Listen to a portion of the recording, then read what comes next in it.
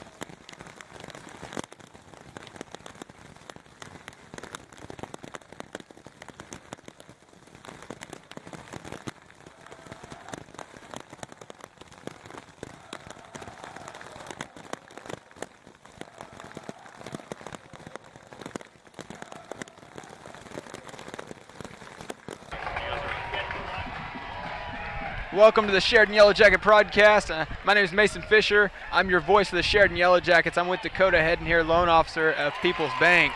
We're just going to have to jump right in as we got 10-13 left to play in the first quarter. It was a pretty quick first march down for Sheridan, scoring a touchdown. Failed second point attempt, and then an onside kick, which was recovered by the Lakeside Rams. Yeah, Mason, well, hey, good to be with you tonight. Happy to be here on the broadcast and talking about the team that I used to play for back in the day. Sheridan received the kickoff. Good return by Zay Stevens. First play, big, long post pass to Zay Stevens from Dax McMillan, and followed that up by a big screen play. And then it took about 4 or 5 more plays, and they got into the end zone. Didn't get to convert the 2-point try, but great march down the field. And we got a good defense out here, going to try to slow down this Lakeside Rams rushing attack. Absolutely, and that's what we're seeing tonight is rushing. And we'll get into a recap of last week on both teams later on, starting a little bit late here. So we're just going to dive right into where we're at. We're at 3rd down and 3 to go for the Lakeside Rams. Let's see. We've got 2 receivers to the left with a tight end, 1 receiver to the top. Looks like they're checking the play. They got Walcott in at quarterback. Good first game for Walcott. Solid passing numbers. He's going to take a deep shot in. Almost intercepted by Braxton Fox for the Yellow Jackets. Braxton Fox last Friday was just all over the field making plays. He's got to be the best safety Sheridan has. Braxton is definitely a leader on this defense. Had a great pass breakup last week. Okay. And you don't want to throw the ball anywhere near Braxton.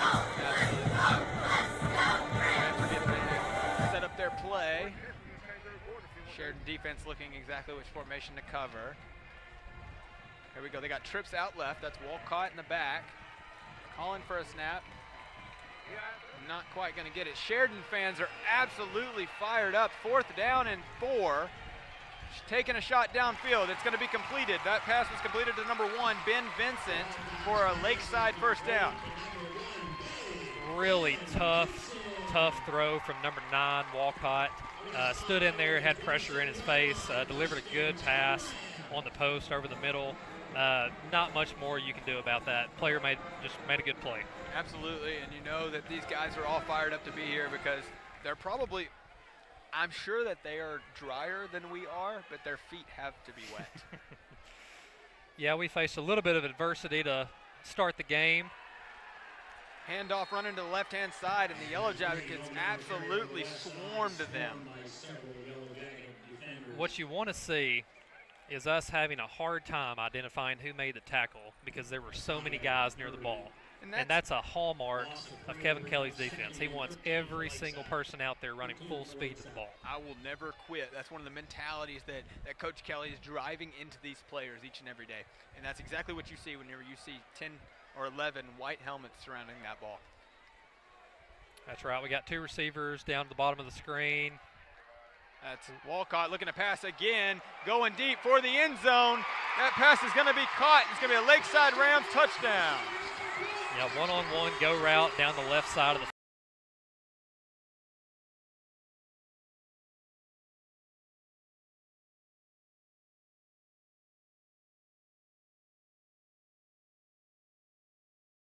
field. Walcott put the ball in really the perfect spot. Nobody could have caught it but his guy. Good play, Lakeside Rams. Absolutely. We're going to see the lead from Sheridan. I want to remind you, last week at this time is exactly what the Yellow Jackets were facing. A 6-6 situation with the Bulldogs, putting up an extra point to take the lead for their only time in the game. That's right. Yep. Once the Yellow Jackets gained the lead last week, they just never looked back. I think we were off the air earlier, but, you know, one of the things that you're going to hear and you're going to see from a Kevin Kelly coach team is a lot of onside kicks. You know, last week against Whitehall, they recovered 3 onside kicks. And in all of Kevin Kelly's coaching career, his teams had recovered a total of 2. There were 2 games where they recovered 3 onside kicks going into last week. Last week was the 3rd time that's happened. Really a testament to the amount of time that these kickers have practiced this over the offseason.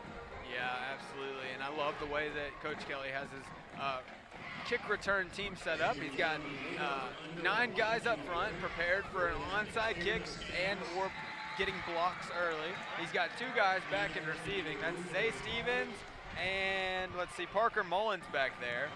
Parker Mullins is a sophomore wide receiver, and Zay Stevens is a sophomore running back. We've got a timeout down on the field. Both teams going back to their respective sidelines. Looks like there might be a little bit of a delay in the game, actually. Yep, so there's actually going to be a little bit of a lightning warning, so we are going to send it to a break for our sponsors, and we'll be back with you guys in a little bit. Thank you for joining the Sheridan Yellow Jacket broadcast. If lightning strikes in that period, the clock resets.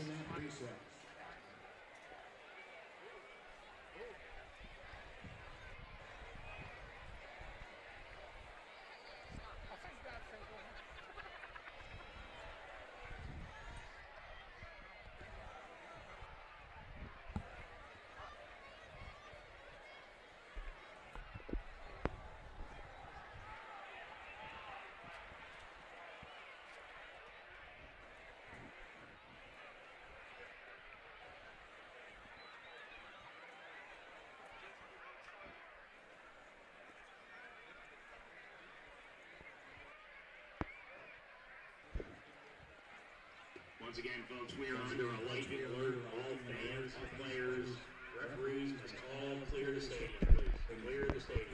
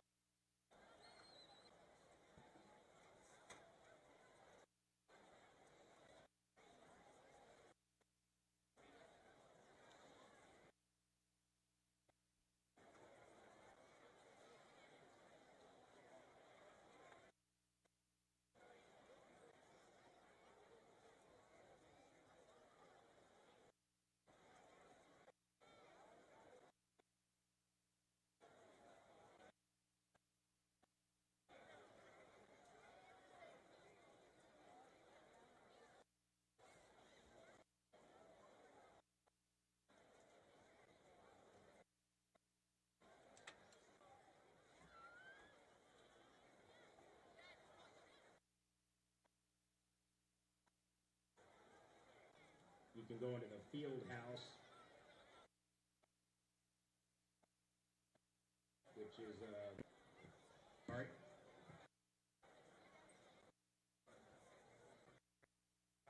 Mistake, session stand. I've only been here for 14 years. Or you can go up the concrete complex and you can enter in the gym.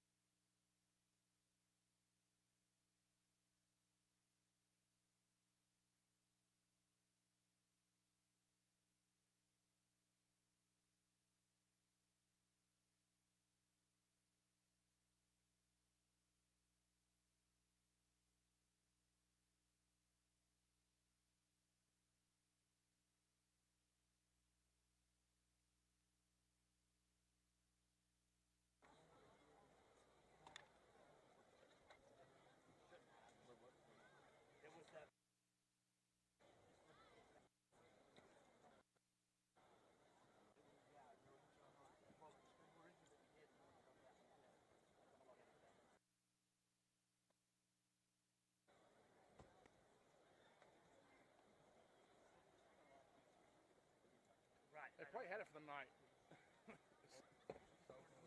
Second delay, yeah, but. Starting to look like. We didn't load out till almost 11 last. I'm Actually midnight. No, I take that back out. It was about 10. I'll just leave this up on my next shirt. Ding it to go. My car broke down going home tonight, but I'm gonna help out on the 5th though. I was so looking forward to that for you. Well, see, my truck should have been done by now, but I'm finally going to get it back in 2 weeks. So I've been wearing my wife's car out. Yeah. So now she got her double the pay.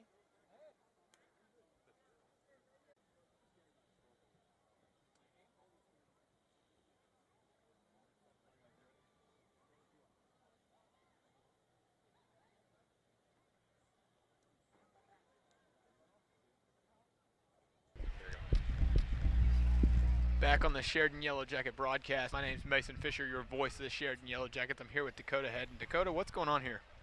Well, Mason, we've got a little bit of a lightning delay. We're fighting Mother Nature tonight, but persevering.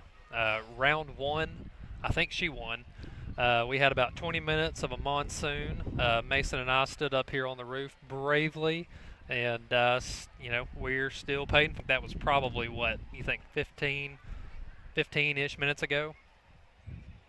Yeah, it was probably about 15 minutes ago, and it's a 30-minute delay, so we really should be getting back to football really any minute. We're looking here at the beautiful sunset behind us. It is absolutely beautiful. It's crazy because if we were to pan a little bit to the left, you'd see the monsoon clouds that just came through here. Yeah, we watched the rain come in over the mountains, pass over our heads, and then followed the rain up with a really nice sunset, a little bit of lightning. I think there was only one lightning bolt. Nobody has seen any other ones, so we're hoping that this original 30-minute lightning delay is all that we're going to have to persevere through. Absolutely, and we didn't get our chance to before the game kind of started due to the rain, but I'd like to go ahead and take this opportunity. Let's talk a little bit about what happened last week between Sheridan and Whitehall, and then of course Lakeside and Lake Hamilton. Sheridan, both teams came out victorious. 1-0 are their standings for tonight for each team. Sheridan, however, if they come out 2-0 tonight, if they win this game, it'll be the first time that they are 2-0 since 2005. Wow. So that's tonight. Have not lived. I don't remember anything from the year I was born, so I imagine that none of them were even old enough to even remember a time that Sheridan was 2-0. Yeah, Mason, I'm looking down on the field right now and seeing a former Yellow Jacket defensive back walking up. Got Billy Wicker coming up, graduate in 2012, if I remember right, and witnessed something special this year. And I just think that the Yellow Jackets just might deliver that for us. Speaking of special, man, let's jump into this Whitehall game. Dax McMillan, he went 22 for 38 in passing. He got 334 yards and 4 touchdowns. Yeah, great game from Dax right out of the gate.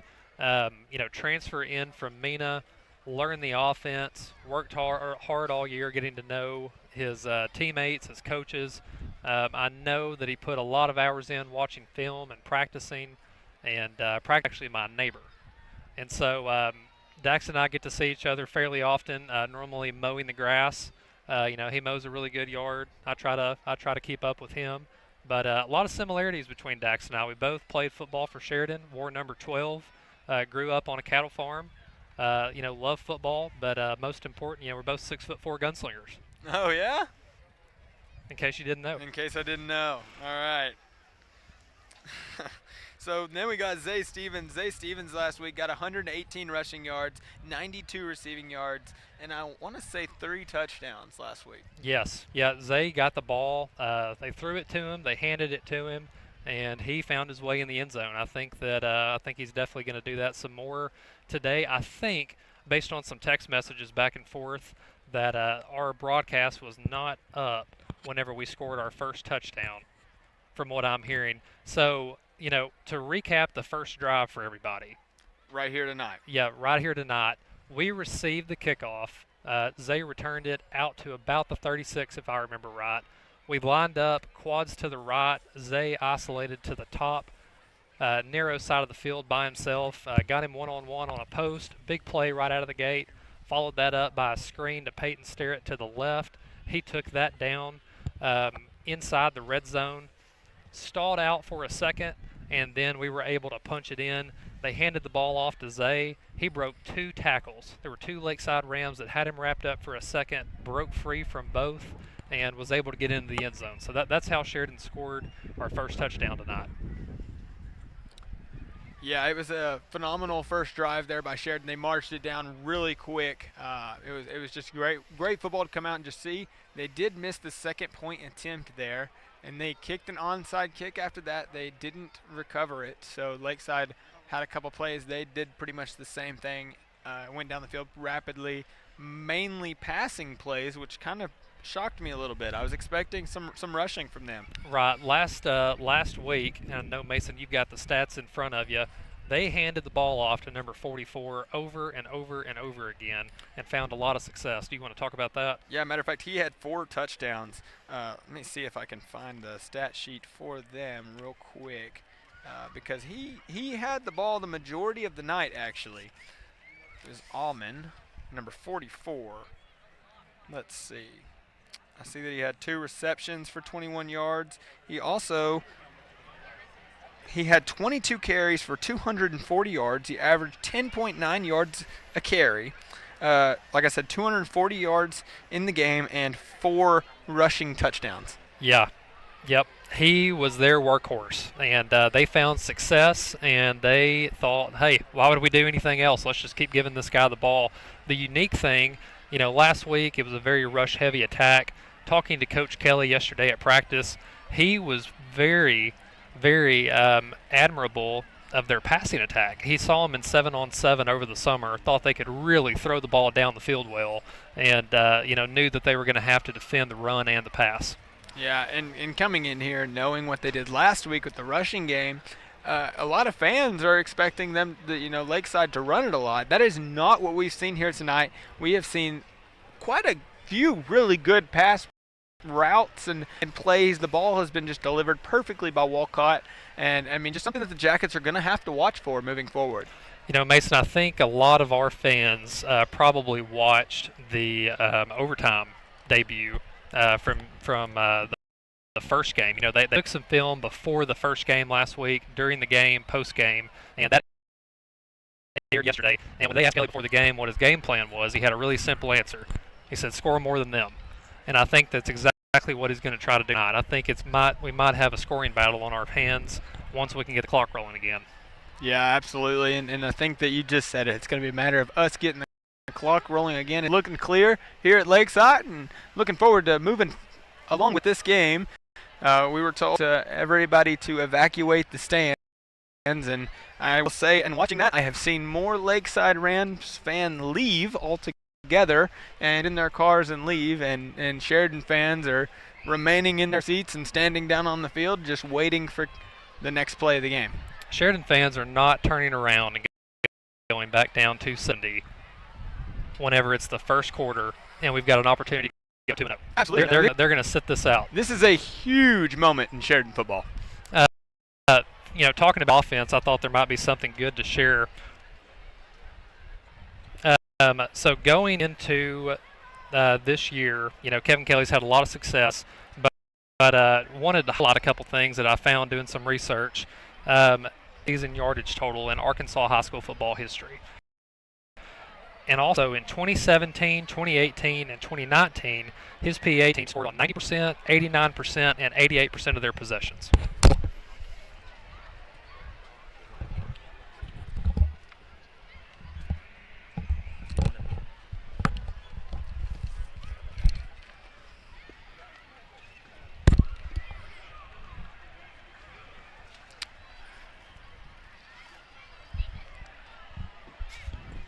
Not quite sure how much time's left here in this delay, but we're gonna change a couple things up here, and let's visit a little bit about just some football that we've seen in the last couple weeks. Yeah, Mason, it's a great time of the year. High school football's back. College football's back. The NFL kicked off yesterday.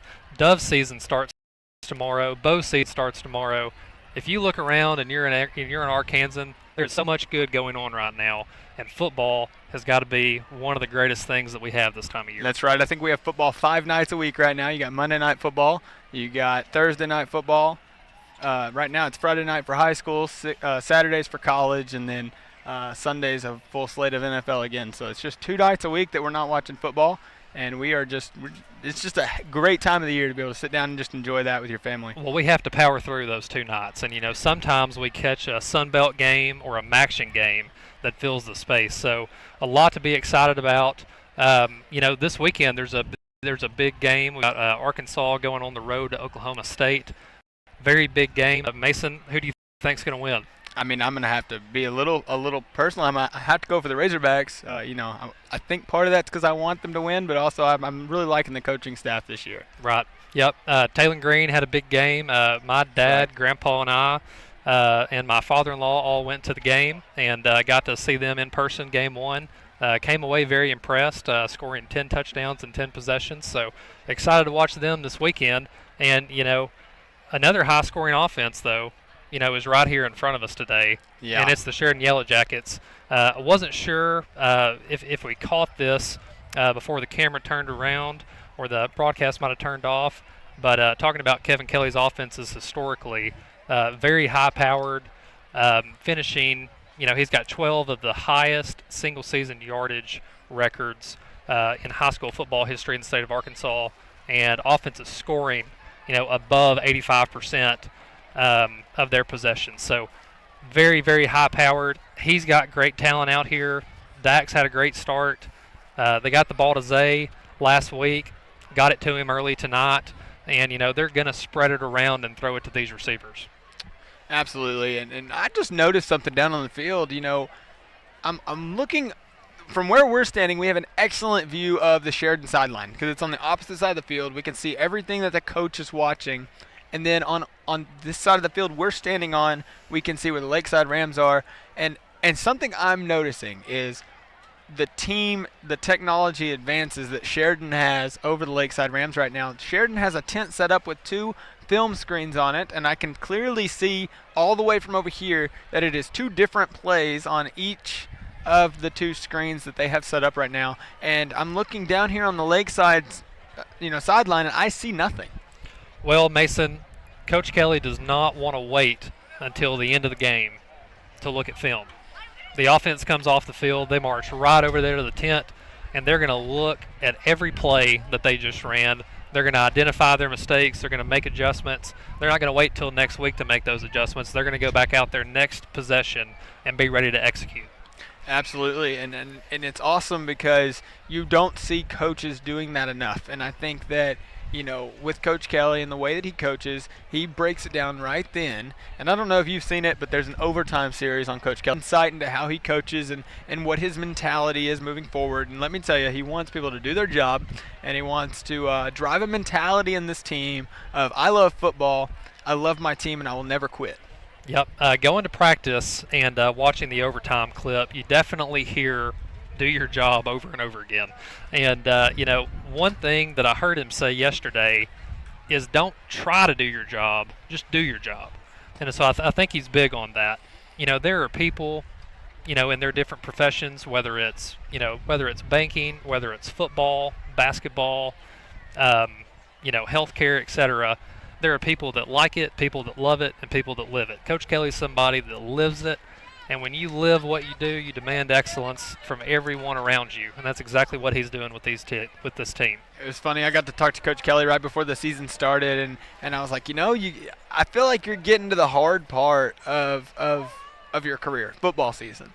And he said, no, football season's the easy part. Friday night is the easiest night of my life every week because I just get to sit back. Like at this point, my work's done, and it's a matter of are they gonna show up? Are they gonna play? How's their mentality gonna be? And ultimately, I gotta say, it doesn't look like he sits out. The way he comes out here on Friday night, he looks like he's just as alive as the players. Mason, you took the words right out of my mouth. There's nothing laid back or sit back about Coach Kelly. He's 10 toes to the ground and is leaning forward and is very engaged in every play.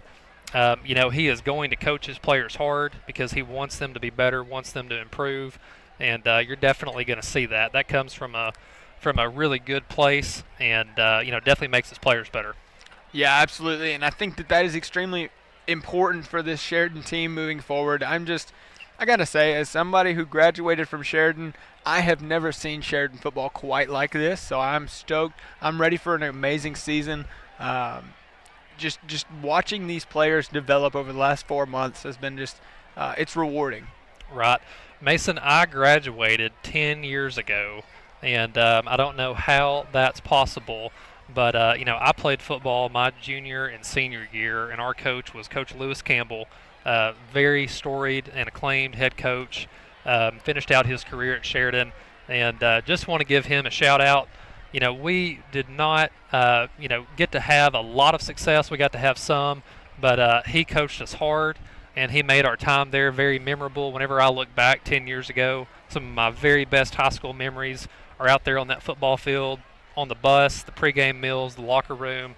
And one thing that he always said to us was, this is the best day of the rest of your life. And just really hope that these kids get to soak all of this in and enjoy it. It's going to go by really fast, and they've got a lot of opportunities to have success. Yeah, we got 10 weeks of football across 11 weeks. We got a bye week on September 20th. That'll be our bye night. It's just, it's kind of, you don't realize how fast 11 weeks can go by until football season is what you wait all year long for, and then you blink and it's over. So we've got to enjoy every single game. We've got to enjoy standing up here on the roof in the rain, because before we know it, the season's going to be over. So yeah, can you believe that just one rain? Mason, there was literally a lake on the lakeside field. And you're not kidding. Like, I want to say you're exaggerating, but I was watching people splash through puddles across the 40-yard line. There was also a lake in my shoes. Yes, I think mine's still there. Moving on. I'm seeing more and more people start to take their seats and take their places back on the field. The people I'm waiting to see are football players. Yeah, we've got the cheerleaders and dancers coming back onto the field, waiting to see the YellowJackets make their way back. The coaches are standing over by the field house, the visiting locker room, anxiously awaiting to get back on the field. We're going to get the ball. We're going to get the ball. They're going to be kicking it off to us as soon as we start playback. What do you think they're coming back with? You think they're going to kick it off, or you think they're going to do an onside and try and copy Coach Kelly? They've had a lot of time to think about this. Exactly. Maybe too much time. One of the things that he mentioned in that overtime series is that, sometimes teams try to mimic him instead of just doing their own thing. And so, that's part of why he sets up like he does with so many players up front, just to be ready for that. I think you try to kick it deep again. Well, I'm biased. I would love for them to kick it to Zay Stevens again. I would too. I mean, I love giving Zay Stevens a chance to run it up and down the field because he's going to do it. I think that he's absolutely capable. I'm so glad you hit on that overtime point. That's something that you took the words out of my mouth. I was very thrilled to hear him say that, and just I've already seen it here tonight.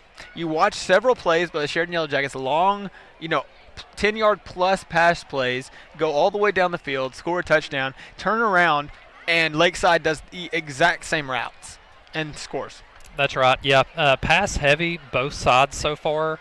A lot of yards racked up already. We are going to do the best we can relaying stats with you guys tonight. We are on top of the roof. We had to hide our laptops and notes, and trying to do a little bit of stats off a cell phone. So just like these players, we're battling through adversity, and tonight is no different. These players are getting tested with starting and stopping of play, but they're ready for it. Coach Kelly had them practicing during the hottest part of the day all summer long, didn't give them the easy way out and let them practice early in the morning when it was cool. And so, there are little ways you can try to build toughness into your team, and that was one of them. We didn't take the easy route out, and we're not going to take the easy route out tonight. Coach Kelly's going to come out here with these boys. They're going to be fired up. I've got a feeling football is underway pretty quickly. But for right now, let's take a quick break. We're going to send it over to our sponsors, and I just want to say thank you guys so much for your sponsorship. We're starting it out with First Trust Home Loans.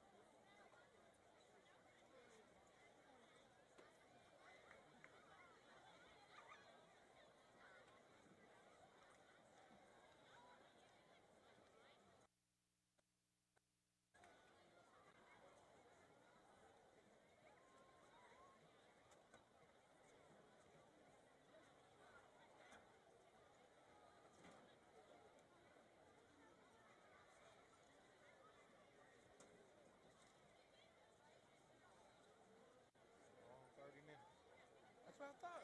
It's been more than time.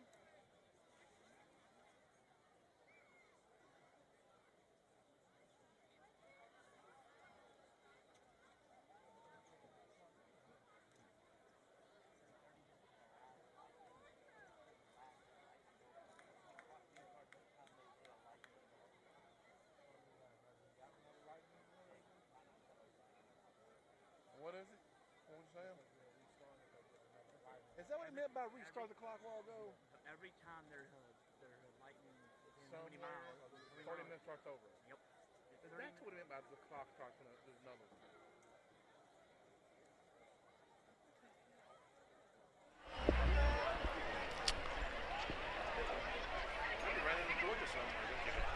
Welcome back to the Sheridan Yellow Jacket broadcast. We've got a couple referees re-entering the field here. Slowly making our way back onto the field. Looks like some Lakeside students are coming back to the stands. Yeah, I believe they all went in the field house. Yep, we are anxiously awaiting the resumption of play. I just got a weather update from my dad, so shout out to him. Says there's no thunderstorms within 15 miles of us. Hopefully that's true, and hopefully we can just finish the game out from here. Yeah, it's nice and clear above us, not too many clouds. It's rather thin above us. The field is looking good. Things are looking a lot drier. The track is no longer underwater. I feel like I'm still underwater, but here we are. We are here. And you know what? We're happy to be here. There's not another place in the world I'd rather be right now than on top of the Lakeside press box. That's exactly right. Maybe on top of the Sheridan press box. Maybe on top of the Sheridan press box. But you know what? This is perfect. We like a good away game. This is one of Sheridan's 4 this season. They'll be hosting Rogers next week at home on a Thursday night. So if you're looking for us next Friday night, you've missed us. We'll be on broadcast next Thursday night against Rogers for a home game. Yeah, Thursday night football. Do not watch whatever NFL teams are playing. Tune in and watch the Sheridan-Rogers game. It will be more entertaining. There will be less punts. There will be more onside kicks. Yeah, absolutely. Looking for some fourth down attempts. Hopefully Sheridan doesn't quite get to fourth down. I hope we just march it down the field before then. And I'm interested I've already seen Lakeside go for it on a fourth down once tonight. I'm interested to see if they continue that process or if they show a little punt action tonight. Yeah, that'll be great to see. They came out very aggressive, as did we. Sometimes whenever you're facing a very aggressive team, you just have to match their aggression. The teams are going to come back on the field. Got about a Looks like we're going to have a 3-minute warm-up as teams are making their way back out to the field here at the Lakeside Stadium. They're going to make it's the Chuck Austin Stadium. They're making their way back on the field. Brigham Out is playing as the Lakeside Rams step back onto the field. They're going to have a 3-minute warm-up, and Sheridan will be making their way onto the field shortly. Yeah, running through the inflatable rim for the second time today. After a 30-some-odd minute delay, you got to get loose again. They might have been sitting down in there. They might have been lifting weights. They might have been watching TV. Not really sure. Our guys were probably laser focused and watching film of what's already happened. Absolutely. I feel like you're exactly right. And, to be able to break that down, it's kind of an advantage coming back into this game because I know Coach Kelly brought stuff to watch film in there. Without a doubt. No doubt. Without a doubt. Yeah, we've got the music playing. We think the weather's clearing up. It feels like a Friday night high school football game now. Yep, and the Sheridan coaching staff has made their way back onto the sideline. Not quite seeing Coach Kelly just yet, but the assistant coaches and different coordinators have made their way back out. Watching Walcott warm up here on the close sideline. Not quite sure if y'all can see him. He'd be at the bottom of the screen where the ribbon is showing. But he's warming up. He's trying to get his arm back loose. He's had a phenomenal game so far. Yeah, right before the delay, threw a really nice post route over the middle on a fourth down with pressure in his face, and then followed that up a couple plays later with a deep ball down the left down the left sideline, over the shoulder where only his receiver could get it. And, just a really, really great play from them. We're going to get the ball back, and we're going to go down the field and look to respond. Absolutely. You cannot have unanswered points in this game. This is something Coach Kelly is going to probably try and capitalize on, is making sure there is no unanswered points. And the Sheridan YellowJackets make their way back out onto the field. They're going to do their run through the cheerleaders and say hello to the coaches. Probably look and wave at some of the fans as they run by. Man, that's a good-looking bunch. Man, don't you just love how they enter the field, running in a straight line all the way down, and they're going to do a comeback here in just a second, and they're going to high-five their own teammates and say, let's go, let's do this. Let's start/finish this ball game. I don't really know what we would call this. Yeah, once we start it back, we are going to attempt to finish. And, just glad that the weather was on the front, it all out of the way, and have some clear skies to finish. Absolutely, and you just see the heads held high. Players from both teams are excited to be back out there. You can tell that they are extremely happy that this game did not get rained out. Here we are, 2 minutes left until kickoff, because that's what's going to happen. We do have, I think, a little over 7 minutes left in the first quarter as we're coming back into this game. That's right. Sheridan scored a touchdown. Zay Stevens broke 2 tackles to get into the end zone for our first rushing touchdown of the game. We did not convert the 2-point attempt, and then Lakeside marched down the field, scored a touchdown, made their PAT. We've got 7 Lakeside, 6 YellowJackets going into the resuming of play. Going to look to put another touchdown on the board here. Kicker is warming up for the Rams. It looks like he is preparing to boot it downfield about as far as he can get it. Let me see if I can get numbers pulled back up here. It's like number 17. It's Luke Viscards. I'm not sure if I pronounced his last name right, so forgive me there. But he will be kicking for the Rams. The Jackets are on their sideline, stretching, getting ready. It looks like they are hyped and ready for this kickoff. Yeah, Mason, these kids love football, and they're ready to play. They got a taste of success right out of the gate in their scrimmage game against Malvern, putting up 49 points in the first half, put 44 points up in the first half last week against Whitehall. Off to a strong start, scoring on their first possession this week. Going to look to make it 2 for 2 on touchdowns. Got Lakeside Rams with 7, Sheridan YellowJackets with 6 coming back in here. This has got to be a rough 30 minutes for the coaches. I feel like it's an advantage, but at the same time, it's kind of a little bit of a hiccup. And to have to pull everything back together, that's pretty impressive and pretty incredible for coaches to be able to do. That's right. Well, we have got Parker Mullins and Zay Stevens back deep at the 10, ready to receive the kickoff. Zay took the first kickoff out to the 36-yard line, hoping to get similar good starting field position again here. Yeah, Luke Viscards is going to line up for the kick here. Like you said, Zay Stevens, Parker Mullins back to receive. And we are, let's start some football. Let's get back to it. Let's go. Waiting for the whistle, and it blows, so here we go. Viskert's kicking. Kick is up. It's going to be a little bit of a squib, going to bounce at about the 18. That's Stevens picking it up. He's going to get it across the 25 to about the 27. We got a flag down. Yeah, waiting to see what the flag is there. He might have dove head first there. That's kind of what I think I saw, but I'm not an official by any means. Zay and Parker were lined up closely together in the middle of the field, and no surprise they tried to kick away from Zay, which I don't blame him. Kicked it to the left, made him really travel for it. Looks like a holding penalty is getting called on Sheridan. Yes, it is. I believe you might be right. Dax is making his way out onto the field. They're going to start at the 28-yard line, and they're going to march Sheridan back.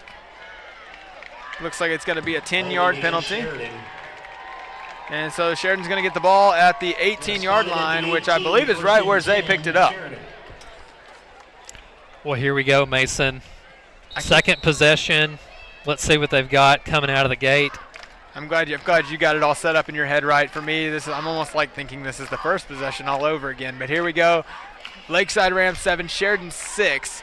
Sheridan football on the 18. Snap is back to Dax. Going to be a handoff to Zay. Zay looking for room to run. Finds a little bit. Gets up to about the 21. Steps out of bounds. Yeah, good run from Zay there. Lakeside was bringing a little bit of pressure off the edges. He was able to make a guy miss and get a few yards there. Yeah, I mean, that's the main guy that Lakeside's watching. If they've done their homework and they've done their film, which I have no doubt that they have, Zay is the man they're watching. Yep, you got to think after the long layover that they're going to try to reestablish the momentum here. Got a twin set. Zay's going to be in motion out. Might be looking deep. That was Dax to Peyton Sterrett, wide open. He's going to get to about the 47-yard line before he gets tackled. What a phenomenal throw by Dax. Awesome throw to Peyton Sterrett, streaking down the left hash. Was thrown a ball similar to that last week, and he got his hands in the right place this time, made the bread basket, caught the loaf of bread. Yeah, absolutely. Here we go. We got Dax in the back. Going to be a little pitch over to Zay. Zay's running. He gets stopped right around the line of scrimmage, maybe gained 1 yard. Going to be second down for the Jackets. Wasn't a whole lot there. The Rams kind of dropped their horns on that one. Right. They were ready for the run there, it looked like. Tried to make something of nothing. But, second and 9 here. Let's see what they do. Looks like they're going to continue with a twin set. They're going to have Zay Stevens in the back. Lakeside bring in some pressure again. Hand off to Zay. Zay finds bounced some it room on the right-hand outside. side. Gets to about the 40-yard line.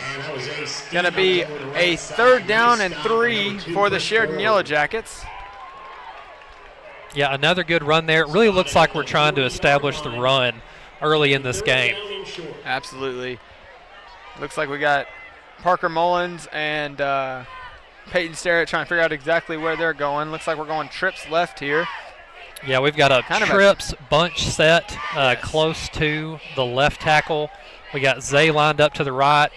Peyton Sterrett in close to number 75.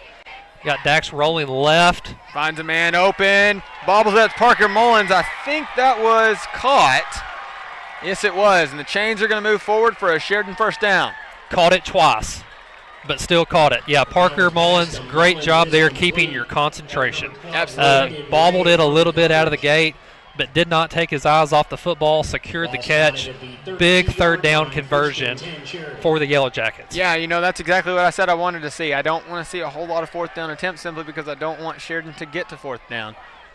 Dax standing in the back, gets the snap, dropping back, looking for an open receiver, finds a man open, is just going to drop it. I think that was number 15. That was number 15, Wiley DePriest.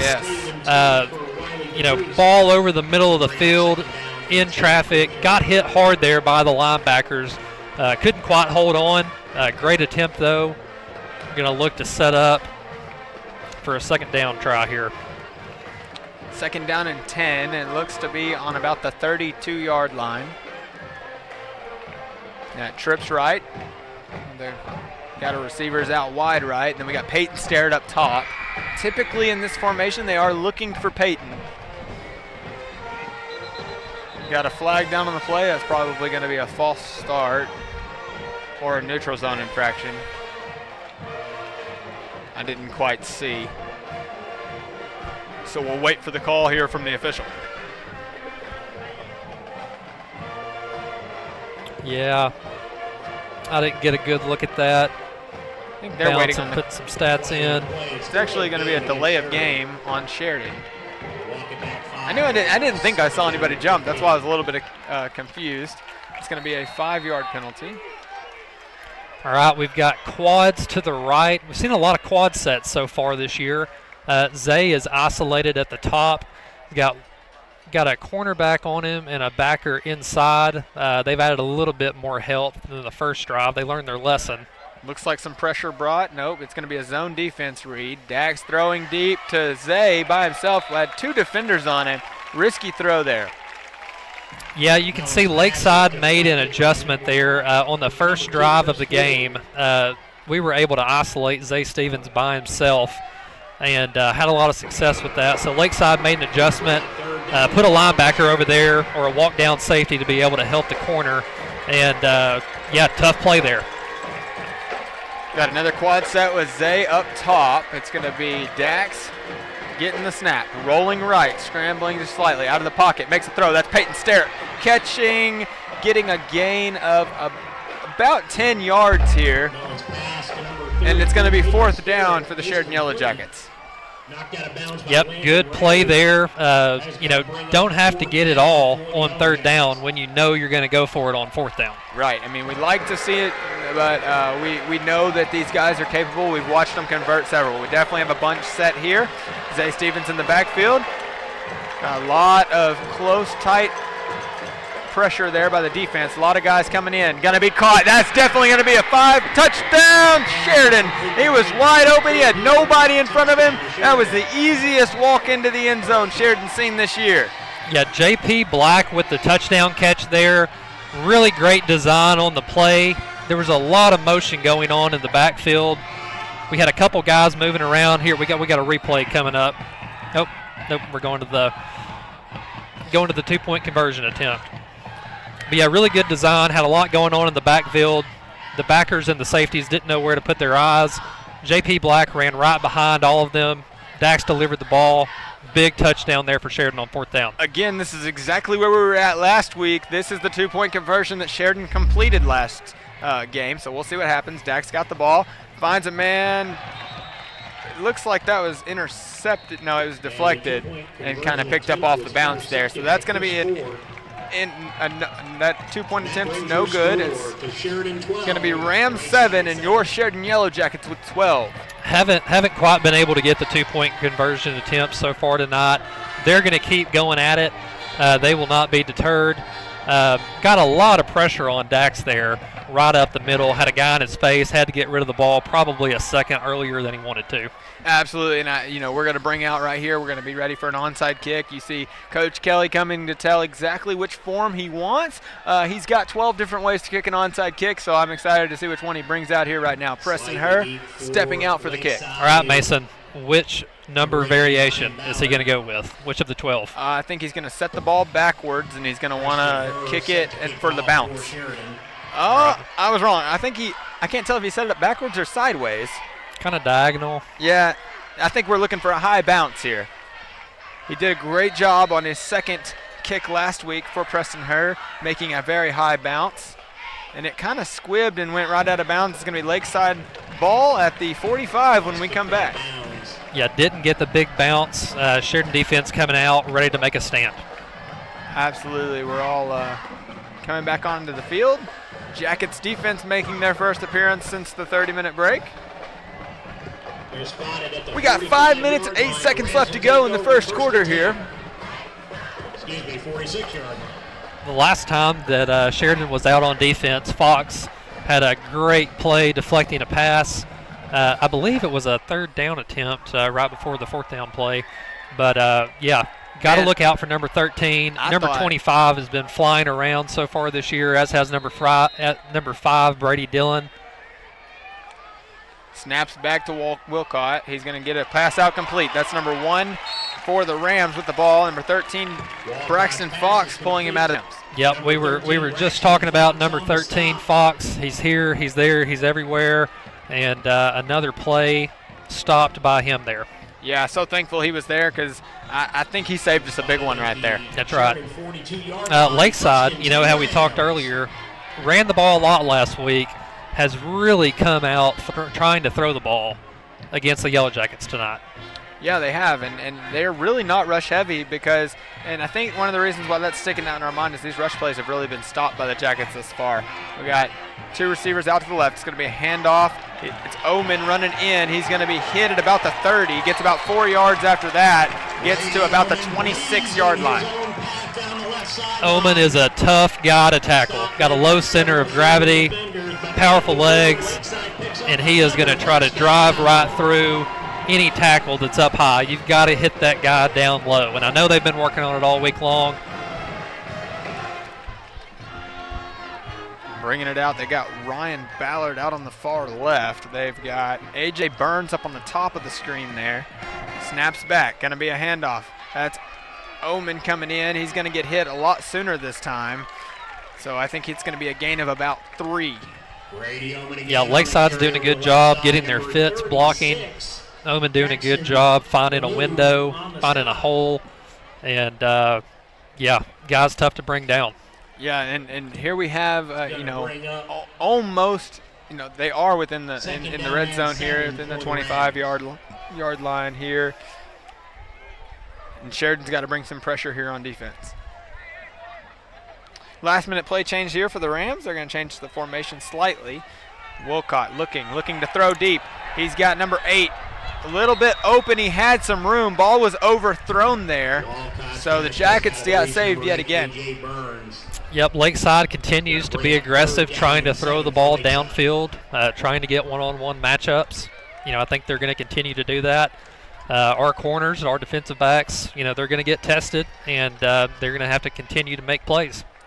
That's something that Sheridan's watching right now is their passing defense. I know that they had a couple big plays that could have happened in the Whitehall game last week in the first quarter. We got trips right here, 3 receivers out to the right, and going to be dropping back. Wilcott looking right, got a comeback route to A.J. Burns, pass incomplete. Yep, throwing the ball from the left hash all the way out past the numbers. That's a long throw. Didn't get there quick enough. We were all over it on the coverage. Incomplete pass there. Going to 4th and 7. Yeah, and it looks like they're going to go for it. No field goal attempt here as the Rams are going for it. Yeah, 4th and 7. Jackets have got to get a stop here. Looking for a turnover on downs. We got trips right. Got Oman in the backfield. Going to be a pass play. Looking left. He got a man.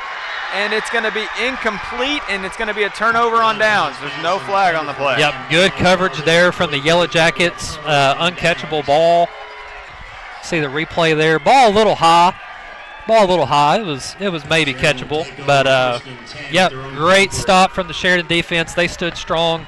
Lakeside is being very aggressive out of the gate. I bet you they feel pressure to be aggressive, knowing how aggressive the Sheridan YellowJackets are. Yeah, it's something I've talked to several fans this week, and passing at a high school level is it kind of become a rarity.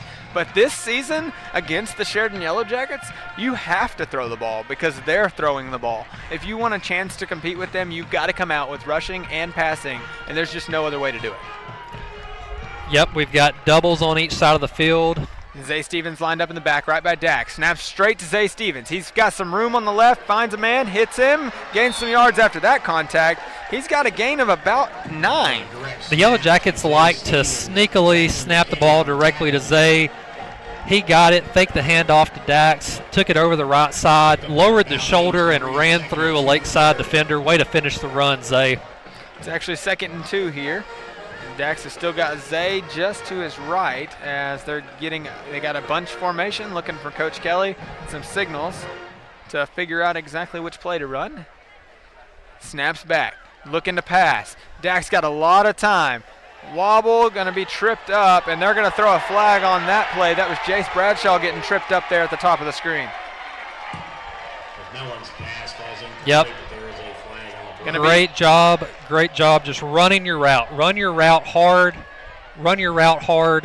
go after the ball, good things happen. Going to be some pass interference on the Rams. Going to be a Sheridan first down, waiting for the official call here.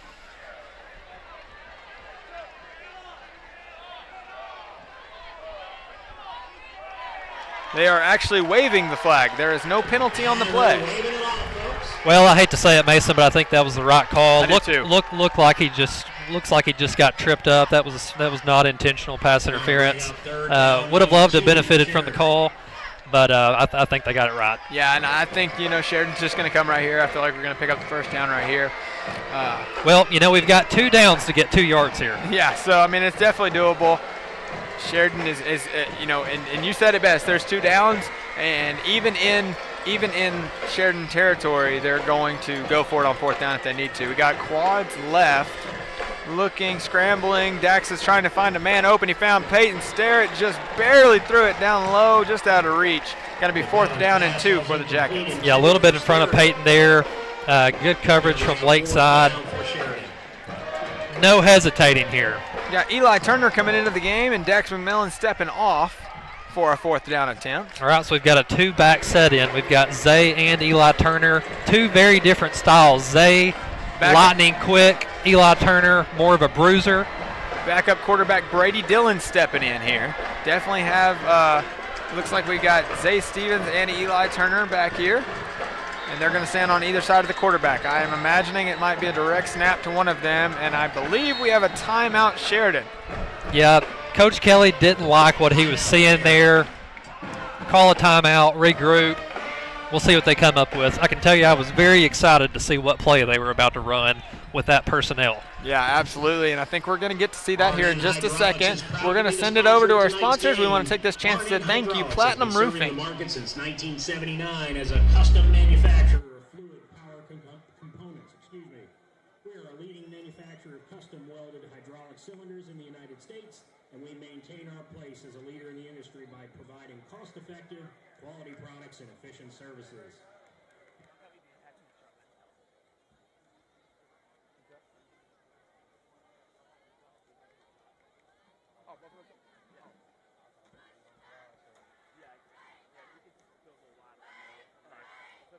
When play resumes, it'll be 4th down and 2 from the 31 for Sheridan.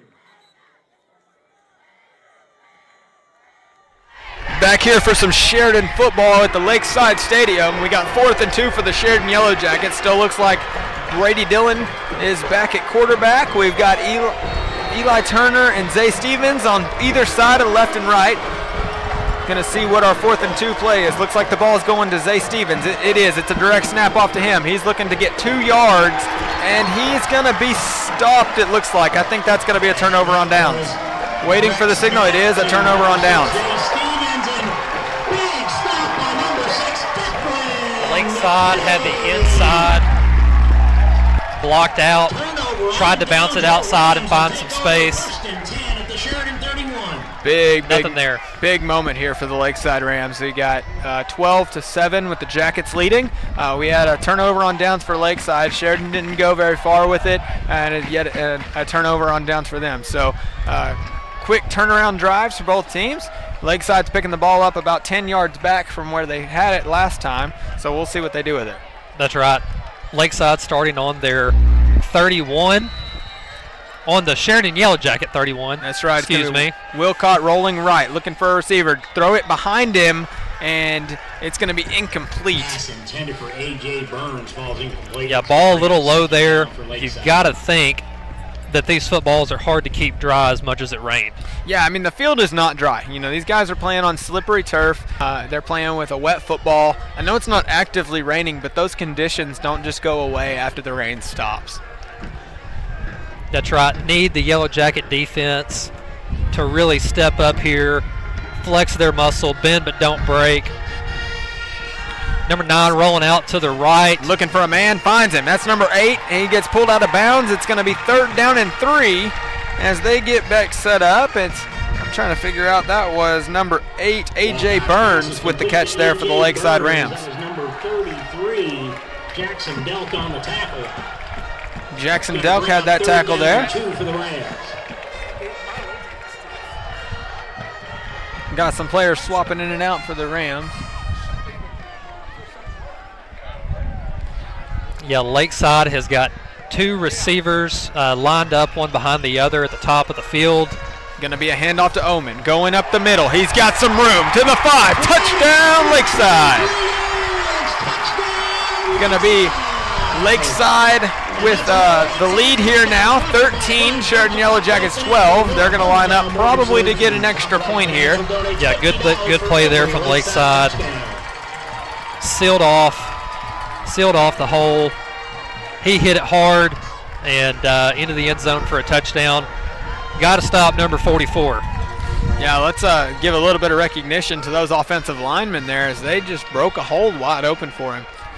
Kicker's going to be number 17, Viscards. Snap is back, kick is up, and it is good for the Rams. So that brings our score to the Lakeside Rams 14, Sheridan YellowJackets 12. We got a close game here tonight. I feel like it's gonna remain that way. Let's just remember, we got 2 minutes and 24 seconds left in the first quarter. Mason, it is 8:19, and we've got 2 minutes left in the first quarter. There is not going to be a mercy rule here tonight. So it does not look like it. We are in for a long night here, and I think it's a good one. You know, these look like a couple of prize fighters. They are trading punches right out of the gate. You've got to be able to take a punch and then step back and deliver one. So we're going to see if the Sheridan YellowJackets can punch back here. I heard some talk on the overtime thing for Coach Kelly. A lot of the players were talking, and they said, we are changing this football team. We are going to change the history behind this football team starting now. And so I'm excited to see these YellowJackets fight back. Yep. Whenever you face adversity, you got to keep your head up. You got to keep believing. You got to keep playing hard. And I think you're definitely going to see these guys do that. Same approach as last time. We've got Parker Mullins and Zay Stevens lined up about a yard apart in the middle of the field at the 10-yard line. We'll see if Lakeside tries to keep it away from them again. They scoot up to about the 15 as they see they haven't made it very far down the field yet. Zay's having to travel to get the ball. He's going to kind of lose it just a little bit. Picks it up at about the 11. Finds some room. Still gets some yards as he's stopped there at about the 17. Hit hard. Didn't see the guy coming. Ball came out, but we were there to recover it. Looked like number 41, Jonathan DeLeon, senior linebacker, was in the right place, right time. Very clutch play to recover the fumble there. Absolutely. It's just excited to see what Sheridan offense brings right here. They got the ball on, it looks to be the 20-yard line. So he got 9 yards after that pickup. I think their tactic is kick it, let it bounce, make Zay work for it. That way that he can't get as big of a return. That's right. You don't want to have Zay Stevens catch a football with a head of steam going forward. Dax McMillan is back out. We got trips right. I think that's Peyton Sterrett up at the top of the screen there. Snap is back, looking to pass, trying to find Peyton Sterrett. Going to get a little comeback route, and he dropped the ball, so that's going to be incomplete. 2nd down and 10. Yeah, couldn't quite hang on to it there on the comeback route. One thing that you might notice, you know, the YellowJackets keep putting a receiver, either a receiver or Zay Stevens up at the top, short side of the field, trying to get them isolated one-on-one. Lakeside's made an adjustment. They've got number 36, it looks like, kind of shading over and providing some help. Looks like he might rush, but then he's been dropping back into coverage. Got 5 receivers out wide this time. Snap is back to Dax, looking to throw. Finds Peyton Sterrett there for a 1st down. What a catch. What a catch. What a perfect throw. You see Dax kind of throw it over the top right here. He rolls left, finds a man. That's Peyton Sterrett. There it is for a 14-yard gain. Yep, right back to it. You know, didn't work out the last time. Dax has got faith in Peyton and put the ball right on the money. Peyton made the play, moved the chains forward. What a great play coming back into it. We got 1st down and 10. Parker Mullins figuring out where to go. He's going to be up in the backfield, changing sides there right in front of Zay Stevens. Going to be a handoff to Zay. Zay Little pitch. Dax looking to throw. Trick play by Sheridan. They throw almost intercepted there. That did not fool the Rams. No, a lot going on there. Rams stayed back and were ready for it. Good play to knock the ball down. Yeah, a little reverse pitch back. It was a reverse throw. Reverse pitch back, and then little lateral back to Dax, and Dax was trying to find Jace Bradshaw up around the first down territory, and there's just too many Rams there to make that happen. You know, they've got a reputation for running trick plays, for being aggressive. Lakeside was ready for it. Absolutely. Snaps back to Dax. There's going to be a flag out immediately. Going to be false start on Sheridan. Flag on the play. False start against Sheridan. Yep, going backwards here. You've probably noticed Lakeside is trying to sneak pressure into the box Gonna bring up second down and 15 within about a second or two of snapping the ball. And I think we got a little jumpy seeing some of that pressure coming. Got to hang in there, watch the ball, and just keep your feet still and your head still until it's snapped. Got the same formation here. Zay's going to kind of be set in motion. He's going to go out right, and we got another flag on the play. Going to be false start on Sheridan. Going to be second down and 20. Yeah, second false start in a row. Looks like Jace jumped a little bit out there.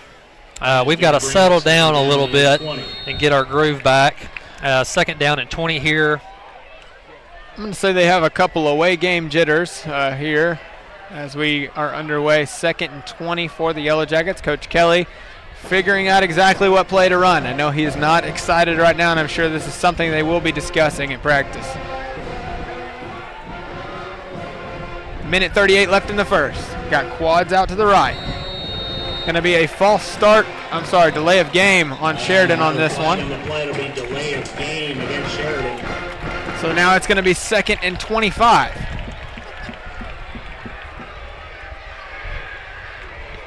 Yeah, 3 penalties in a row.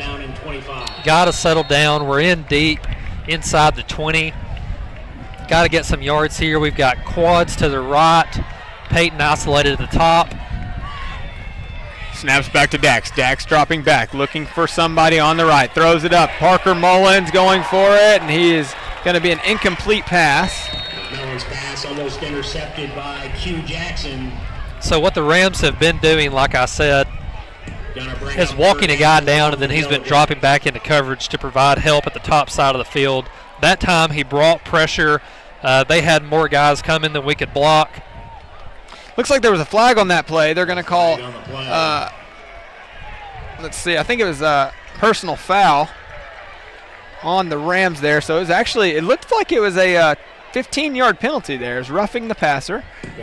Hit Dax a little late there, so it's actually a first down for Sheridan. What a change of events here. This is exactly what the momentum shift Sheridan needed. All of that reverse, false starts, delay of game, all of that was for naught. We got first down from the 33-yard line for the Sheridan Yellow Jackets. Got quads right. Excited to see what Coach Kelly brings here. Let's just erase that slate and start over here. Mason, I can see him being aggressive here. Oh, I have no doubt. Got Dax in the back, looking close, finds a man open. That was Peyton Sterrett with the catch. Exactly what Sheridan needed. That's right. Yeah, great catch from Peyton Sterrett. Went down and got it. Great to have positive yardage on first down. One thing that Coach Kelly talks about is how important it is to have success on first down. To get 7 yards on the first play of the down and distance is huge. Sets you up to be aggressive on second down. Absolutely. Here we go. We got twin sets. Going to be a handoff to Zay. Zay trying to find some room in the middle. Finds it slightly, and then he gets stopped. He had a little bit of a hole. It was a delayed hole. He's going to get wrapped up with a gain of 1. A whole host of Rams on that stop.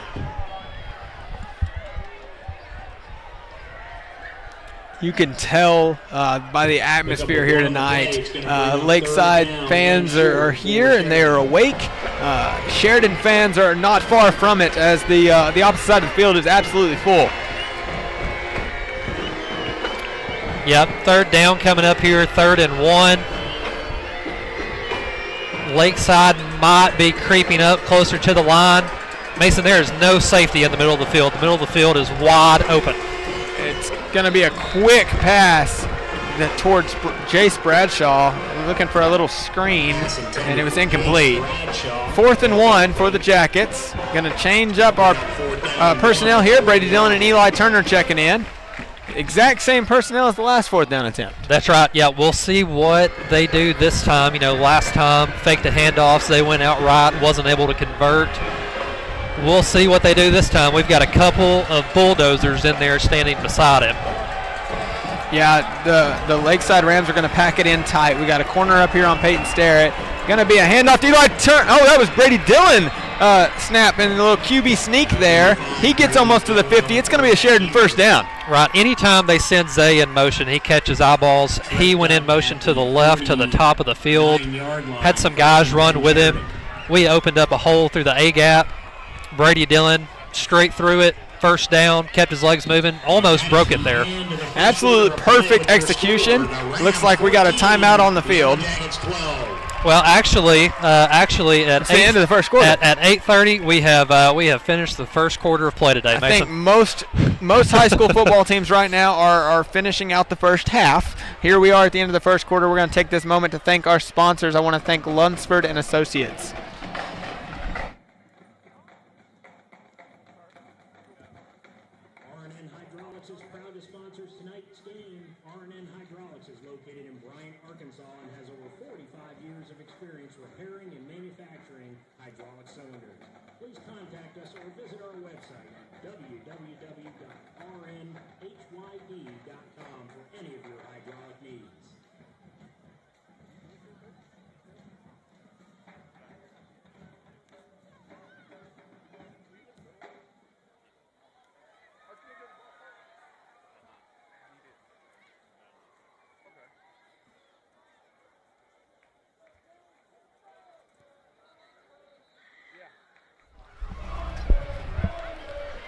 Welcome back here to the Sheridan Yellow Jacket broadcast. I'm Mason Fisher, your voice of the Sheridan Yellow Jackets. I'm joined here with Dakota Hedden.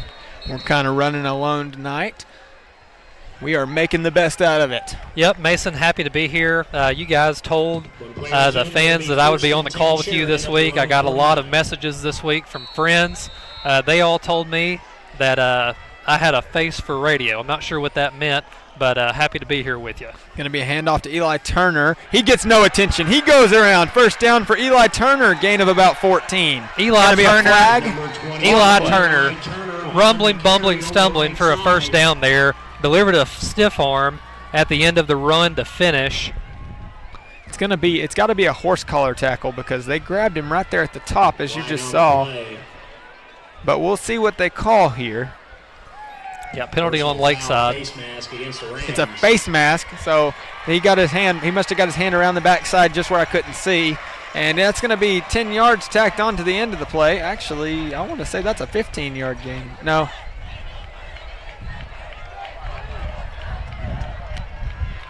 Sheridan Yellow Jackets marching it down the field quickly here. Keep in mind, this is the same drive in which we had 2 false starts back-to-back, a delay of game, and then a roughing the passer call on the Rams. So it's just been a very penalized drive by both teams here. Same amount of yards, 3 penalties for the Jackets and 1 for the Rams. Snap is back.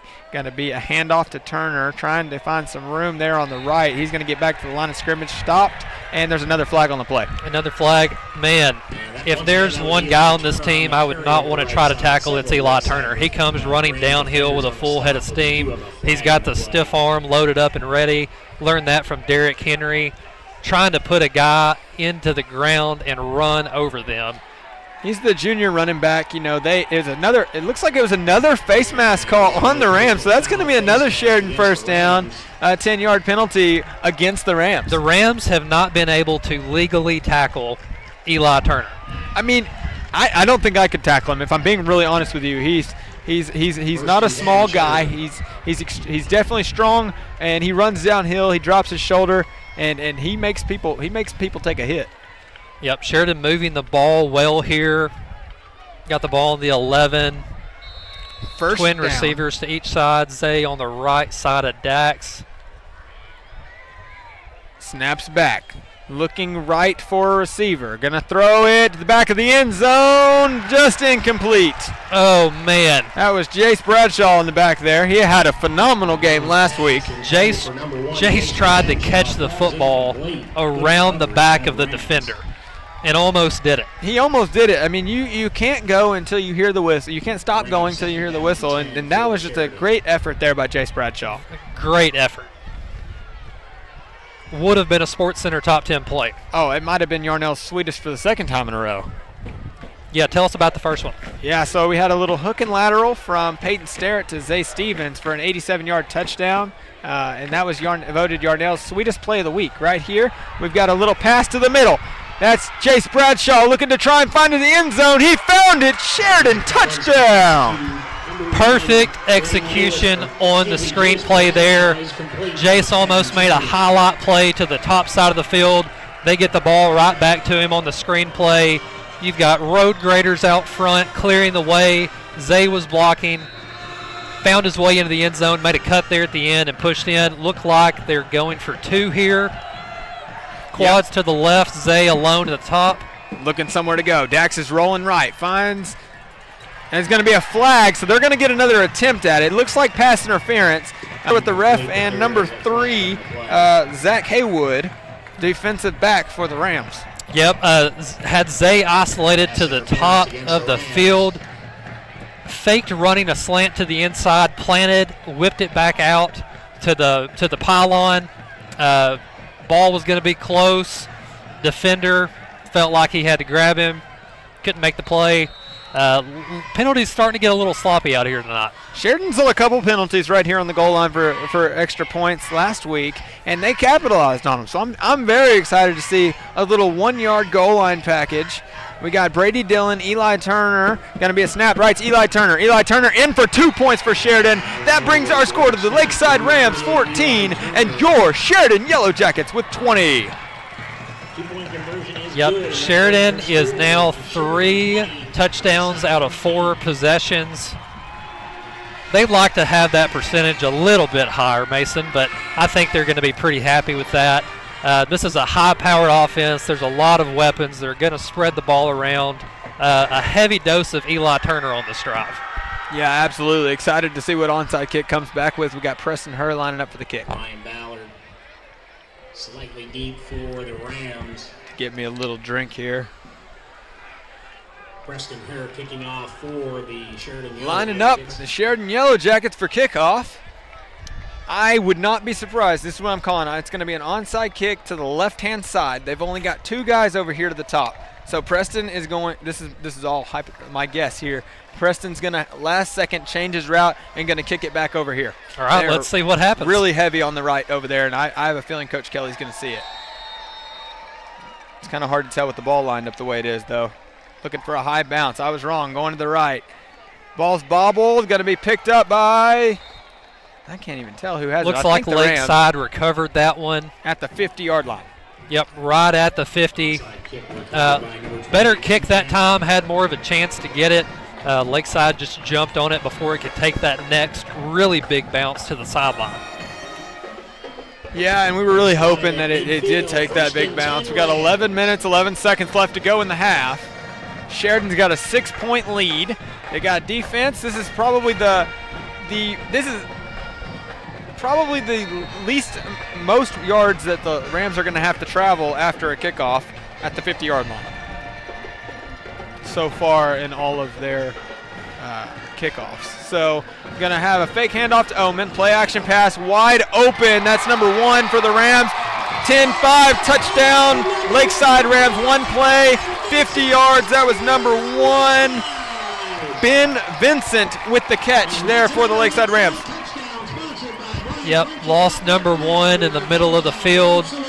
Hate to give up a 1-play score. Great play by Lakeside. You know, we knew coming into this it was going to be a shootout. You know, there were going to be points scored on each side. At the end of the day, you just got to score more points than the other team. Sheridan is about to get the football back, and, you know, that's what they prefer. They want the football in their hands, and they feel confident that they're going to go down the field. Yeah, it kicks up, and it is good. Lakeside Rams take the lead yet again. 1 point lead for the Rams. One more 2-point conversion for the YellowJackets, and they'll be in the advantage side of this scoring drive. The reason why we have a deficit here is Sheridan has attempted 3 2-point attempts, only been successful once. So we'll look forward to seeing how Sheridan comes back from this. Yep, they're going to keep going for it, and if they have some success, they will erase that lead quickly. These guys are just continuing to trade punches. Absolutely, and it's kind of the football people like to watch. This back and forth. There's not going to be any turning it off at halftime. It's going to be punches back and forth until the clock hits 0. That's right. Very Big 12 vibes out here tonight. A lot of points on the scoreboard. Got the Sheridan student section down on the track here tonight, and it looks like they're doing a luau theme. Got some different Hawaiian merch on down there across the field. Lakeside Rams lining up for the kickoff. The whistle has gone. The students are wishing for better weather. I think they've got it. I think we're in the clear. Sunny skies ahead for the YellowJackets. Kickoff's out, and they're looking to try and get it to Parker Mullins. It's going to be caught this time. We're getting a little extra yards. Going to make it to about the 34, and we got a flag down here on the play. Not sure. It was thrown towards number 11 for the Jackets, which is Reed Stevens, and number 12 for the Rams. I don't have that on my roster here, but I'm got to find the call here. See if it's on Lakeside or if it's on the Jackets. Looks like it's going to be on Sheridan. A lot of penalties over the last 10 minutes. Yeah, it's definitely taking a change here. We got it looks like a holding on the offense. I say offense, it would have been the receiving team. So the Jackets, they're going to start this drive 1st and 20. Going to spot it at the 24-yard line. Sheridan has yet to start a drive now in front of the 25-yard line. So here we are at the 24, and Sheridan is underway. Lakeside students are chanting scoreboard with a 1-point lead. That's bold. I doubt that lasts very long.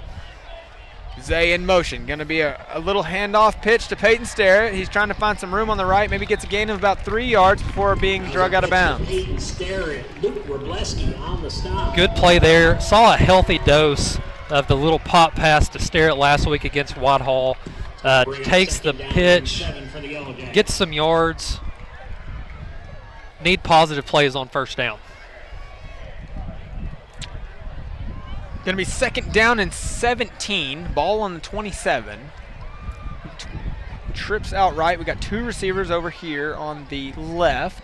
Dax is dropping back, trying to find a receiver. Finds Peyton Sterrett diving. Incomplete pass.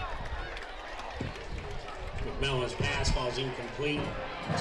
Just missed Peyton Sterrett there. Looked like the ball took a dangerous bounce off of him. A lot of Lakeside defenders around it. Could have went wrong there. Thankful that it didn't. Big 3rd down here. Yeah, I saw a post this week about Sheridan football, and Sheridan does not play any easy teams. They don't have an easy schedule. Every team they play is a battle that they have to work at. Bunch formation here. Dax going to hand it off to Zay. Zay trying to find some room on the right. Finally turns upfield for some yards. I see a flag on the play and a gain of about 5. We'll see if that stands. Yeah, I don't think Lakeside was ready for the run there. We tried to get a quick handoff to Zay going off the right side. Looks like we've got a penalty on the YellowJackets. Going to be holding on Sheridan. They're going to march back another 10 yards. Definitely fighting the penalties tonight. Both teams. I mean, it is pretty double-sided here. This drive is definitely affecting Sheridan. And so it looks like it's going to be 3rd down and 27 to go. Spotted at the 18-yard line. It's going to bring up 3rd down and long for the YellowJackets. 3rd down and long for the YellowJackets, and we are lined up here. Yeah, 3rd and 16 here. Be interested to see backed up in their own territory. Do they still use both downs. There's a lot of football here to go. Just under 10 minutes left to go in the half. We've got 5 wide, trips to the top, twins to the bottom. Looking, finds Jace Bradshaw over there on the right-hand side. Just couldn't connect. It was almost like the ball was thrown a little bit before Jace could turn around to see it. Yep, Lakeside was all over Jace there. Ball went out of bounds. 4th and 16, offense is still on the field. Coach Kelly's signaling in a play. 4th down and long to go.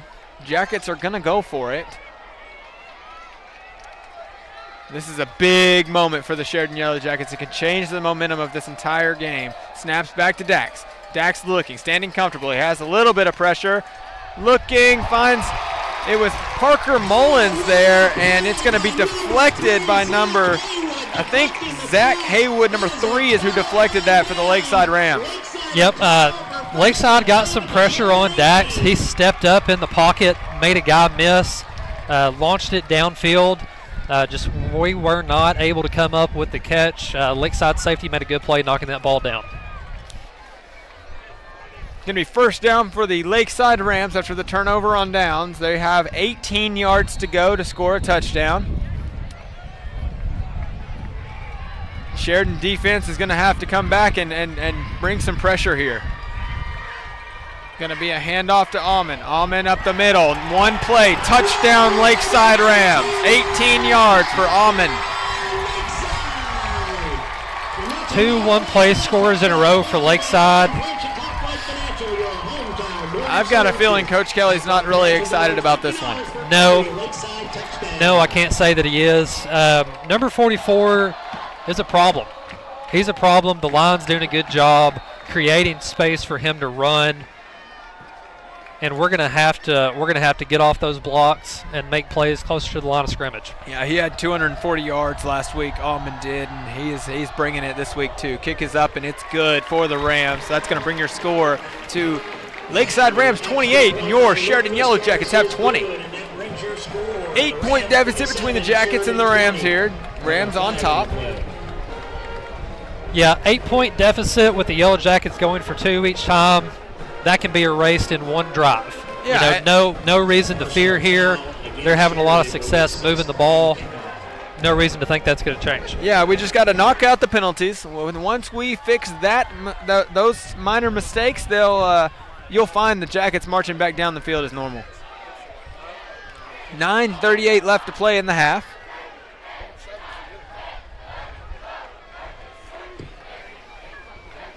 Refs are talking out there. Back deep for Sheridan. This kickoff is sponsored by our friends at Riser Ford, a proud sponsor of Lakeside football. Looks like there was a penalty for every Lakeside kickoff. on that last play on the Jackets. Not sure exactly what that was. They're just moving them back before they even start here. So. Yeah, they're moving the ball up to the 45. They are kicking it from Sheridan territory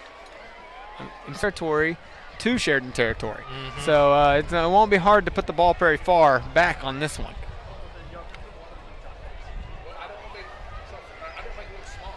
Rams are lining up for the kick. Jackets spreading out in their usual formation for kickoff return. Yep, 2 guys back deep. Zay and Parker Mullins. Kick is going to be out of the back of the end zone. Pretty easy to do whenever you're only 45 yards away from it. That's right. Well, YellowJackets offense, this is a big moment to respond. Have stalled out a couple drives now. Really need to move the ball down the field and get back in the end zone. At this point, our offense has been on the field, more than theirs time-wise. It's just not been, profitable in quick plays and has been some penalties early on in each drive. So 1st and 10 here from the 20. Got twin sets here out on both sides. Zay Stevens lined up to the right side of Dax, getting the play call from Coach Kelly. Got a little bit of wind here at Chuck Austin Stadium. Lakeside's bringing some pressure. Snap is back to Dax. Dax looking to throw, finds a man, pass incomplete. Well defended ball there from Lakeside. Ball going out to Jace. And, they were all over it, made a good play to break up the pass. Going to be second down and 10 for the Jackets here. 9:34 left to play in the half. Sheridan got to get some positive yards on this play. Second down for Sheridan. Receivers stacked at the bottom of your screen. We've got trips up top. Zay close to the right tackle, bringing him in a little bit right behind the tackle. Little miscommunication Some confusion there. Dax was going to pitch it forward, but there was no one there to pitch it to, so you're going to have to take a sack on that one. Yeah, loss of 5 on the play there. And it'll be 3rd and 15 for the Sheridan YellowJackets. Ball is on the 15-yard line. Going to bring up 3rd down and 15 for Sheridan. Sheridan's got to get back in this game momentum-wise. Dax rolling out to the left, trying to find, that's Zay. Zay finds some room, gets up to the 30, out to the 40, finding more room, almost to the 50. He's going to be stopped at about the 47. What a great play there by Zay Stevens. Great play. You can see on your screen there, they were setting up a screen. We've got blockers out in front, 52. Watch making him a drag good block this guy. there. Watch him drag Another him. receiver blocking. Zay makes a guy miss, drags him down to the 48-yard line. Big play there. Yeah, what a great momentum shift there for the Sheridan YellowJackets. I told you, as soon as they fix those minor penalty mistakes, you're going to watch them march back up the field. We got trips over to the right. Dax hands off to Zay. No, play action. Looking right. Throws it. Pass is going to be caught. Sheridan first down. Man, good play fake. Had us both fooled. Pulled it out of his belly. Throws the ball down the field. That was Wiley DePriest with the catch on that play. To his cousin, Wiley DePriest. Great sliding catch there on the sideline. Got that little family chemistry for the connection on that play. 1st and 10. Got to be fun to throw the ball to your cousin. Man, who doesn't want to do that in high school? Who doesn't want to do that in high school? 1st and 10 for the Jackets. Ball on the 34-yard line in Lakeside territory. Receivers in tight. Eli Turner in the backfield. Going to be, it looks like a false start by the YellowJackets. False start against Sheridan. Dead ball penalties, there's a couple different kinds of penalties. The ones that happen during the play, you're playing hard, something might happen. You really want to eliminate the pre-snap penalties. We got the Lakeside Rams have 3 timeouts left. The Jackets have 2. Lining up here, we've got twin sets. No, trips right and twins on the left. Dax in the backfield by himself. Snap is back. Got a lot of safeties. Zone defense. The pass is going to be intercepted. Lakeside's going to take it back. He's going to be to the 30, 20, 10-5. Touchdown Lakeside Rams defense. Number 2 came downhill hard to pick that ball off and just didn't stop running. Yeah, definitely a tougher night here for the Jackets. They're having to battle their way back now from a 14-point deficit. I'm sure they're going to kick an extra point here to try and make it a 15-point deficit. Lakeside fans are absolutely fired up here tonight. Yep, that's 21 straight points scored by the Rams. This will be the most adversity that the YellowJackets have faced so far this year. Coach Kelly talked a lot about just how you respond to that. You've got a couple of options. You can drop your head, you can say woe is me, or you can do something about it. I really think that these guys are going to do something about it. They're going to respond, and we're going to see that on the next drive. Yeah, we got 7:39 left to play. We're not even halfway through this football game yet, so lots of time here to do something with it. Sheridan's just got to come out, be aggressive, fight, and play hard. Don't quit. Don't quit. Don't quit. I want to give a shout out to a few guys that had that don't quit mentality last week. There was a play where we kicked off, Whitehall was returning the ball, and number 13, Fox, did not stop running. The guy with the ball was probably 20 yards ahead of him. Got tripped up a little bit, but because Fox kept running, was able to close the gap and make a tackle, preventing a touchdown. You've got linemen blocking 30 yards downfield. You've got receivers blocking 30 yards downfield. We're having a hard time figuring out who made a tackle because it's 11 guys. We got to keep that same effort, and I think it's going to be reflected on the scoreboard. Yeah, I wouldn't be surprised here if the Rams just try and kick it back far. It's working well for them. Why change what's working? They're going to try and keep the ball away from Zay. They're going to kick it over towards Parker Mullins more than likely. And we're going to see a little bit of a return here by Parker.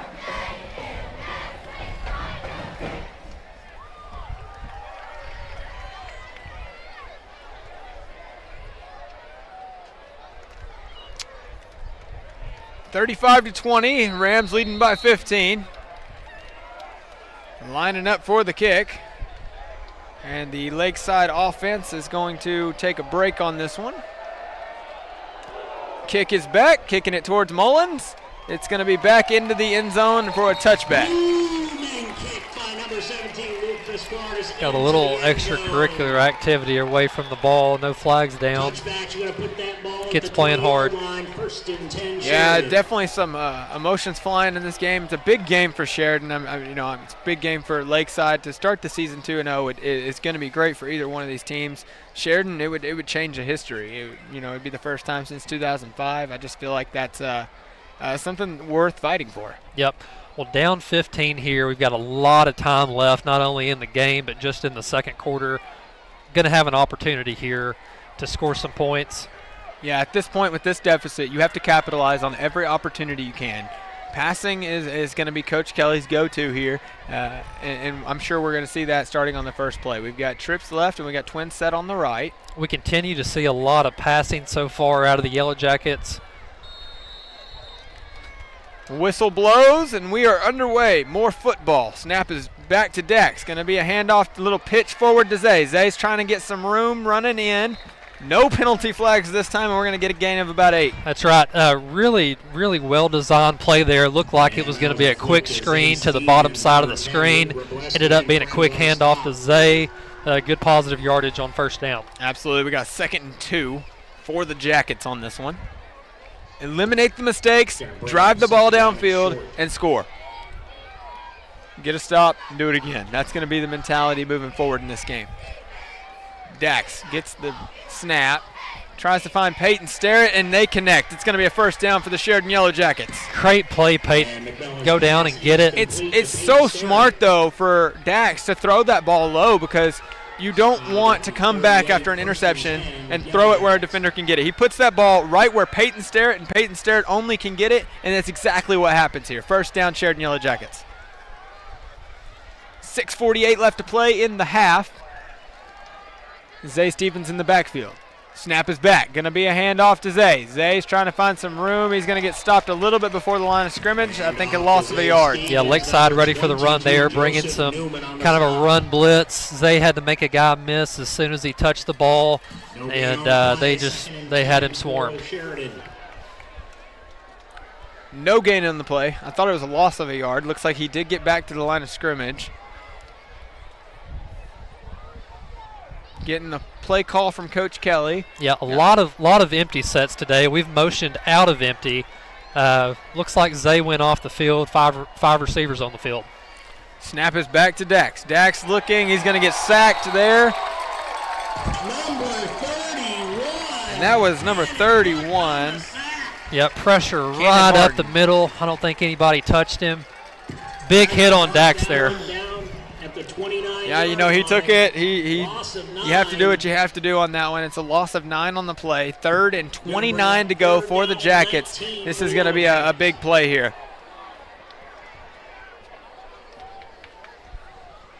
Yep, 3rd and 19. We'd love to get 9 or 10 yards here to have a manageable 4th down attempt. 5 receivers set up. Dax scrambling out to the left. Got some pressure coming. Pass is going to be high to Peyton Starrett. It's going to be incomplete. Ball a little high. Saw that same play last week, I believe, on the first 4th down of the game. Came back to it again there for a 4th down conversion. Unable to execute it. That play is going to be there. It's going to be there. I bet they find their way back to it. Ball on the 29-yard line. 4th down and long for the Sheridan YellowJackets. They've got 19 yards to pick up here, and they're going to go for it. Coach Kelly's motto, always go for it. Well, the thing that you admire is that he sticks to it, despite whatever circumstances he might find himself in.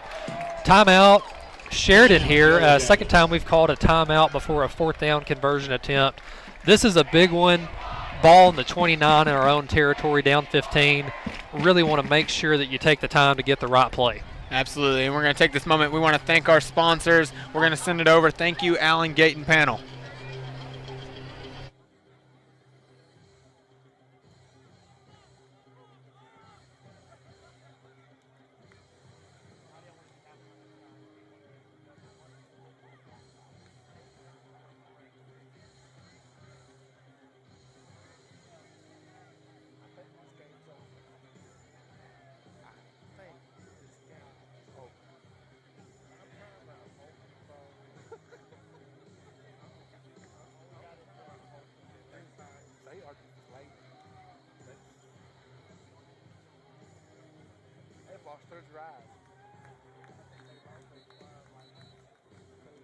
And when play resumes, it's going to be 4th down and 10.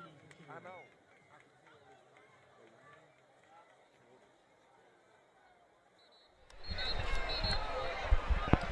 Welcome back to the Sheridan YellowJacket broadcast. We got Sheridan football, 4th and 19.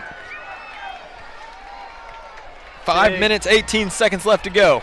Yep, big 4th down here. Big 4th down here. Said that before. It's true again now. Dax gets a snap, rolls right. Looking for a receiver. Finds him. Oh, it's Peyton Sterrett there right on the sideline. Incomplete, just barely out of the reach of him.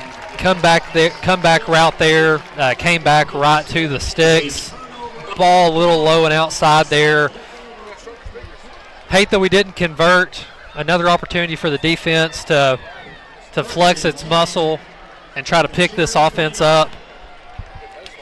Lakeside again with great field position. They're going to start the drive on the Sheridan 29-yard line. 1st and 10 for the Rams. We've seen a healthy dose of 44 so far today. I imagine they'll keep giving him the ball. Yeah, I've got a feeling this is going to be, the same as it has been. No, play action pass. That's Wilcott having to run with the ball. Gets some yards, finding a 1st down. He gets just across the 20 and he runs out of bounds. He was almost tempting a couple of our players to try to hit him as he was flirting with the sideline, but we showed some restraint and didn't pick up a late hit penalty there. Yeah, it's smart just to force him out of bounds, let him run, don't hit him. It's a little risky there because if you touch him when his foot's out of bounds, it's game over. So great job there by Wilcott there for the Lakeside Rams. Lost a little bit of contain there over on the left side of our defense. Got to keep the quarterback inside the pocket and in front of you. Snaps back, Allman up the middle. Had a hole. I think he missed it. He was focused on following his blockers and missed the hole. Still got a gain of about 5. Yep, good, solid, positive yards for Lakeside there. Looked like we stopped a big play from happening. Kept him in front of us, boxed him in, made a good tackle. Need to see more of that. Brady Dillon was there for the stop, and it's just he's such a phenomenal player, just moving around, finding many different spots on the field that he can play, knowing where everything's at. Wilcott in the backfield. He's got Allman to his left. Snap is back. Wilcott looking left. Going to be a quick pass out, and he's going to be brought down pretty quickly there. It's going to be a 1st down for the Rams. That was number 33, Delk, for the tackle. Yep, for sure. We've seen this concept from Lakeside again and again. They're having success with it. You run a slant with the outside receiver coupled with a quick out from the inside. Creates a little bit of a potential for a pick play, and they've been hitting the guy going to the flat for good gains. Yeah, it's working well for them. 1st and goal for the Rams here. Going to bring their goal line package. Wilcott, going to be a handoff to Allman. Running up the middle, going to be tackled short. No touchdown there. Going to be stopped at about the 1-yard line. Yeah, great job by our defense, holding strong there, keeping him in front of you. Hold your ground. Need another stop here. 2nd and goal, ball on the 1-yard line. Lakeside trying to get the 3rd consecutive touchdown here for them. No, this would be the 4th. This would be This would be four in a row if they punch it in right here. Well, you can look at things as challenges or opportunities. This is an opportunity to really have a legendary goal line stand here. Yep, going to be run up the middle, and it's going to be a touchdown, Lakeside Rams. Number 44 found his way into the end zone again. That line just continues to create space for him. They're committed to running the football, and they've been successful doing it so far. Yeah, absolutely. They've got quite the guy, but whenever they change it up and they throw a pass, I mean, they've got receivers that can just get down there and catch it. That's right, yep. They've got some options here tonight. Impressive Lakeside offense so far tonight. Now, granted, in the same breath, this has been 3 or 4, really short fields for them to work with.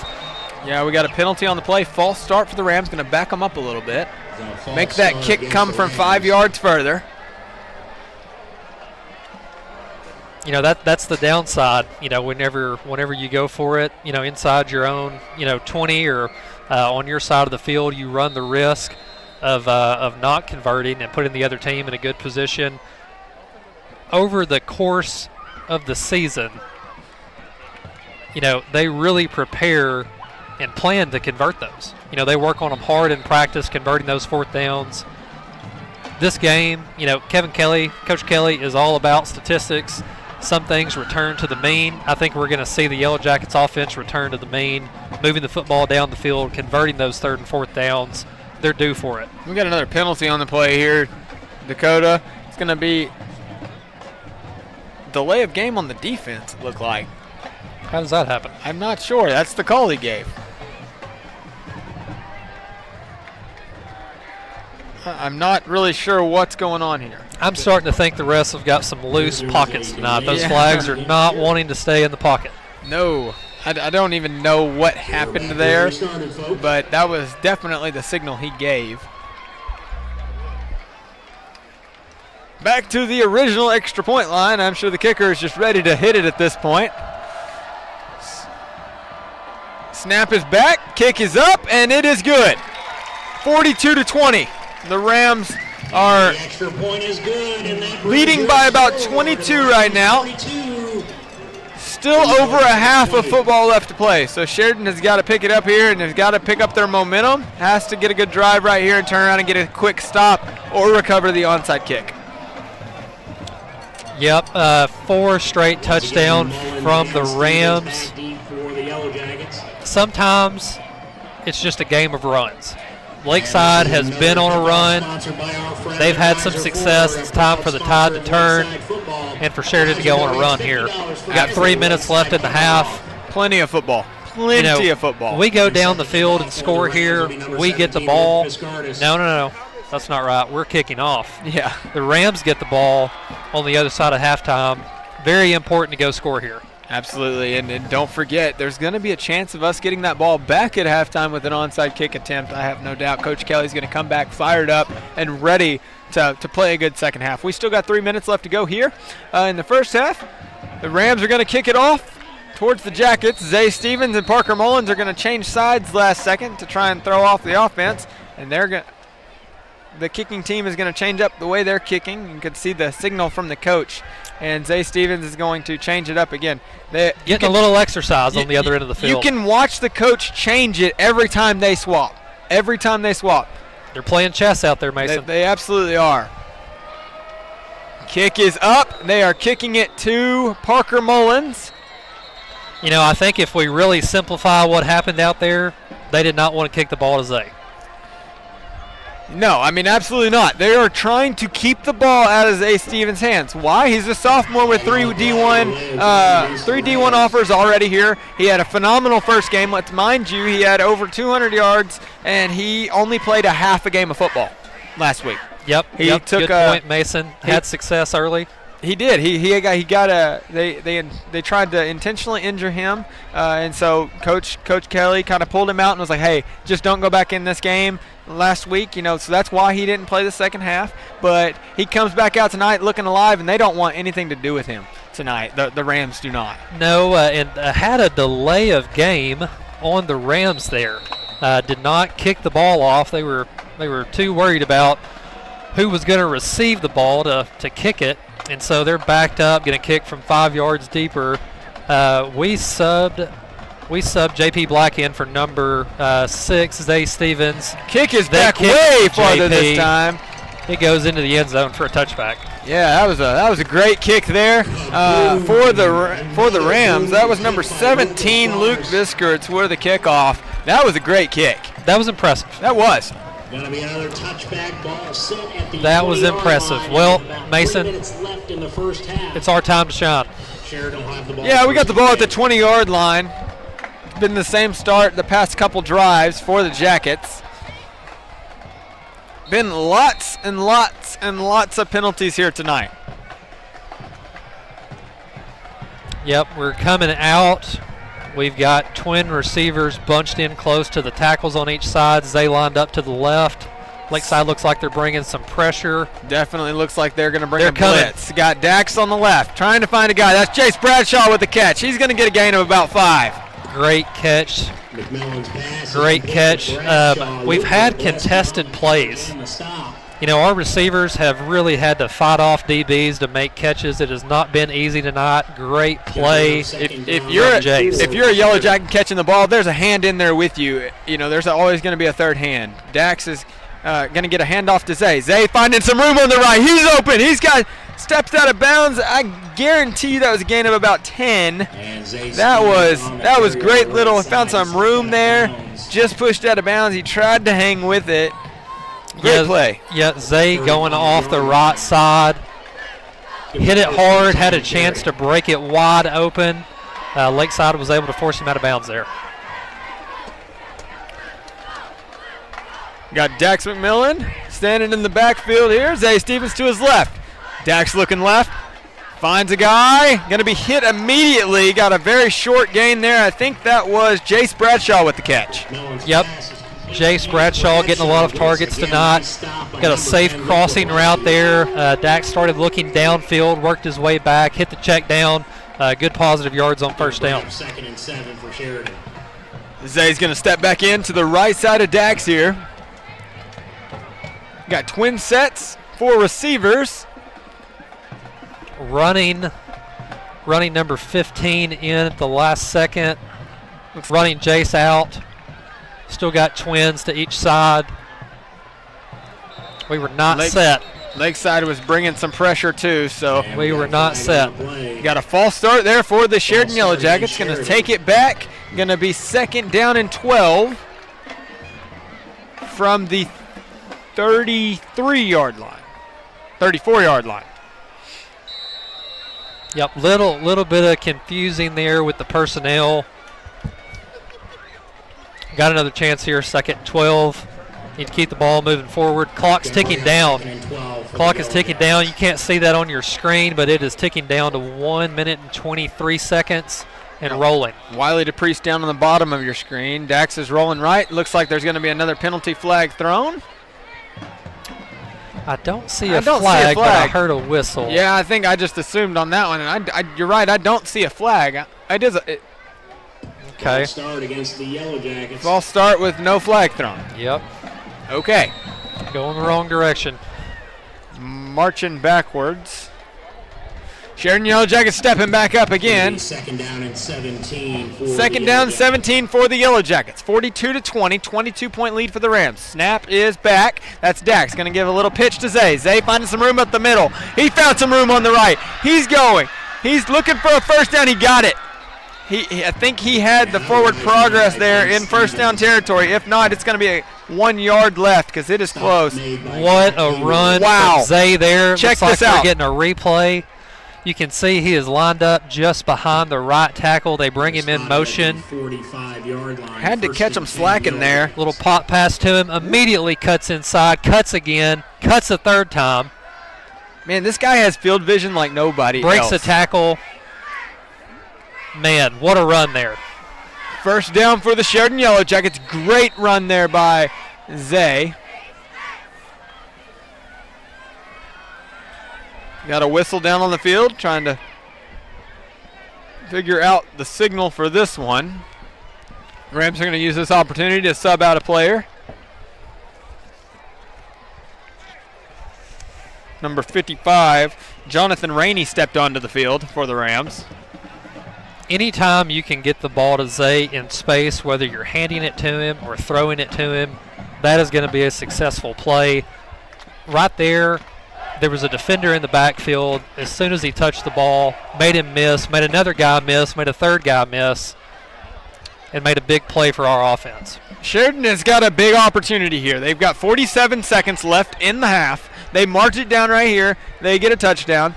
And then coming back, they're going to kick an onside kick after the half. And if they recover that, I would say that is the momentum shift that Sheridan's looking for. Sheridan's turn for a streak here. 1st and 10 at the 45-yard line in their own territory. So we've got 55 yards left to go. 47 seconds, 55 yards. Snaps back. Twin sets on the right. Going to be a pass to Zay. Going to take a major hit. What a completed pass.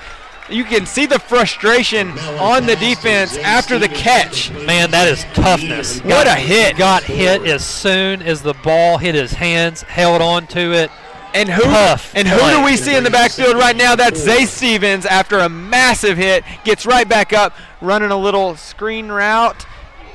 Looking, going to be a pass incomplete there, so we got to stop the clock with 19 seconds left. Hard hit on Dax there. Due mostly to the pressure of the Lakeside 3rd defense. down for the Sheridan YellowJackets, 19 seconds left in the half. Ball in Lakeside territory. About 4 from the 49. 4 yards to go. 2 hard hits in a row on Zay and Dax. Got 3rd and 5 here, 19 seconds. We got Parker Mullins up here on the top. Looking, found a man. That's Peyton Sterrett running up the middle. Going to get up to about the 17-yard line. I wouldn't be surprised if there's a timeout right here. The clock stops at 11 seconds. Wow, what a catch by Peyton Sterrett. What a play. Dax has been getting pressured. He's had guys in his face. You can see he just stood back there as cool as the other side of the pillow, delivered the ball down the field for a huge play and another 1st down. Yeah, absolutely. This is a big time out here for Sheridan. We got to stop the clock. They got 11 seconds left. Got to march it downfield. They've only got 17 yards left to go, and they've proven twice on this drive that they can get that amount of yards. This is the drive that we've been waiting on. Coach Kelly, I know he's got a trick up his sleeve. I'm excited to see what he comes back with here, Dakota. We know it's going to be something. We've got 11 seconds left, 17 yards to go. You've got time for 2 plays here. I've got a feeling that he really, really wants to score a touchdown here. You're probably going to have to take a shot at that on the first play. We'll see if they kick a field goal afterwards, depending on if they get it or not. This first ball is going to the end zone. I wouldn't be surprised if they just go for it twice. I mean, at this point, 3 points is kind of like, let's just shoot for 6. Let's shoot for 6. He shot for 6 every other time tonight. I don't see him changing that strategy. We got trips left, twins right. Dex in the backfield. Looks like they're checking to another play. We got Zay lined up on a far wide receiver, so we know that he's going to be checked closely. Yeah, Zay, bottom of your screen, looks one-on-one. Looks like Zach Haywood is who's going one-on-one against him. Dax is actually looking right. Got a man wide open, diving for a catch. It's going to be incomplete there in the back of the end zone. 5 seconds left on the clock. Man, Dax taking another hit there. Put the ball where only his receiver could catch it. Had a good shot at it. Couldn't quite hold on to it through the ground. It is going to be a field goal attempt here. I think that's Preston Herr lining up for the kick. Coach Kelly's like, we got to get some points going into the locker room. So here is the field goal attempt by Preston Herr. Kick is up.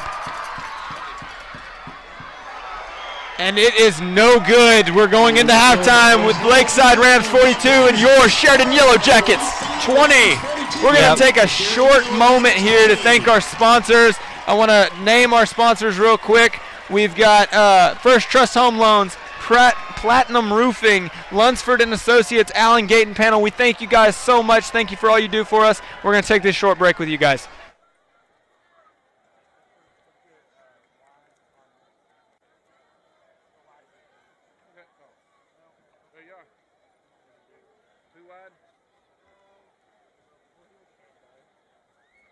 go to the white line if you want to.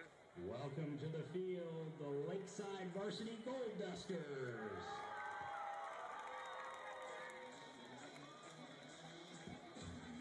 Your music is on.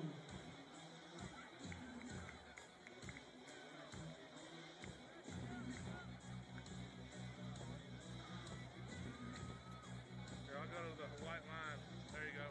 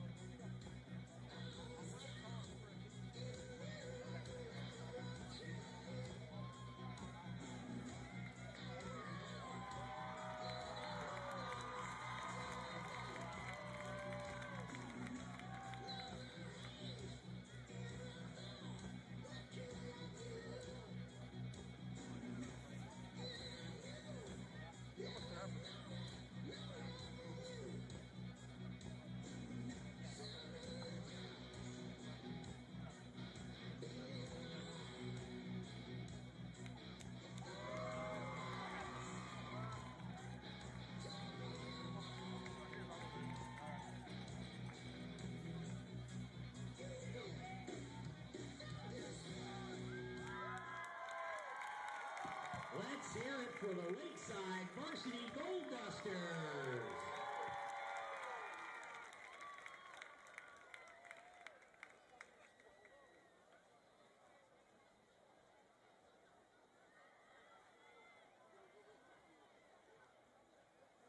And now, folks, please welcome to the field the Lakeside Varsity Cheerleaders.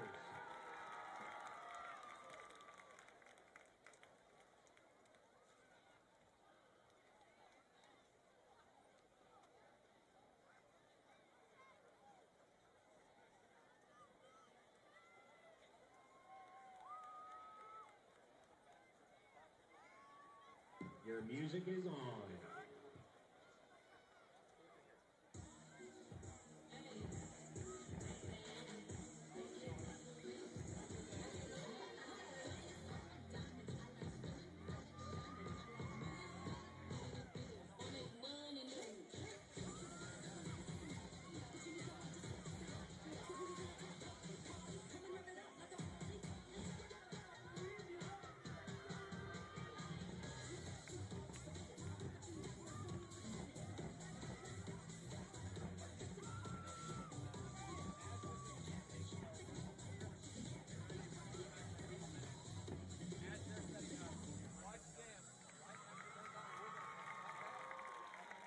Big round of applause for the Lakeside Varsity Cheerleaders. Well, they got to set up. You're up. Welcome back to the Sheridan Yellow Jacket broadcast. We took a short break there to thank our sponsors. The Sheridan Yellow Jacket Band is going to take place shortly after the band does their performance. We're going to give a little recap of the first half here. Yeah, right now at halftime, Lakeside Rams 42, your Sheridan Yellow Jackets 20. Got off to a really good start, moving the ball down the field, scoring touchdowns on 3 of our first 4 possessions. Stalled out a little bit on offense, had some fourth down conversions that we didn't make. Lakeside had several short fields, had a pick 6.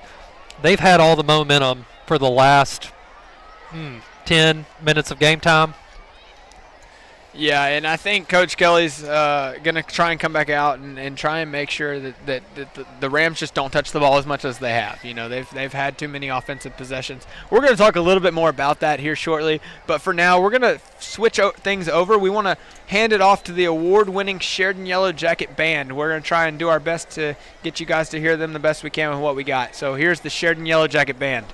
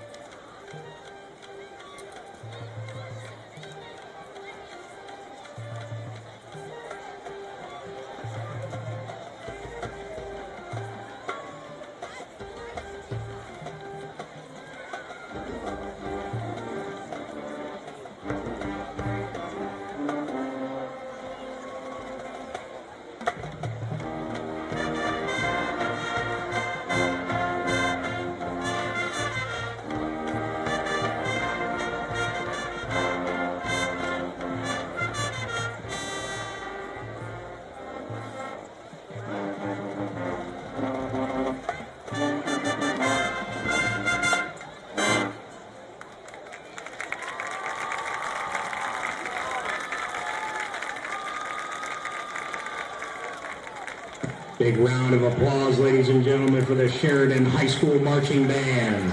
That was the Sheridan Yellow Jacket award-winning marching band there. I think the Lakeside Rams band's going to come out in just a second. So while they're setting up and the Yellow Jackets are taking down, I want to let Dakota Hedden, who's been keeping our stats for us while commentating. That's not an easy job, but go ahead and let us know what you got, Dakota. Yeah, so Sheridan Yellow Jacket stats at halftime. We've had 16 first downs, 18 rushes for 144 yards, 16 pass plays for 130 yards. That looks a little short. Subject stat keeper, 1 touchdown through the air, 1 interception. The others on the ground. We've converted 4 out of 9 third downs. That may or may not be right. And we're 1 for 5 on fourth down. The 1 conversion on fourth down was a touchdown. I believe that was the first fourth down we faced. And then we failed to convert our last 4. Going to bounce back from that. Lakeside, you know, we haven't been able to get all of their stats down tonight. We've been focused on the Yellow Jackets, but Lakeside has had a short field. Number 44 has had a very successful night rushing. They've thrown the ball well. We're going to have to continue to run the ball, continue to throw the ball, and just keep ourselves out of long down and distances on those third and fourth downs. Yeah, it's going to be a definite switch, and we'll talk a little bit about that whenever we get back, get ready to come back here. We want to give you guys a chance to watch this the Lakeside Show Band, and when we come back, we'll talk a little bit about what Coach Kelly's probably talking about in the locker room, and then what to expect coming back into halftime. We got 10 minutes left at halftime. We're going to hand this on over to the Lakeside Band.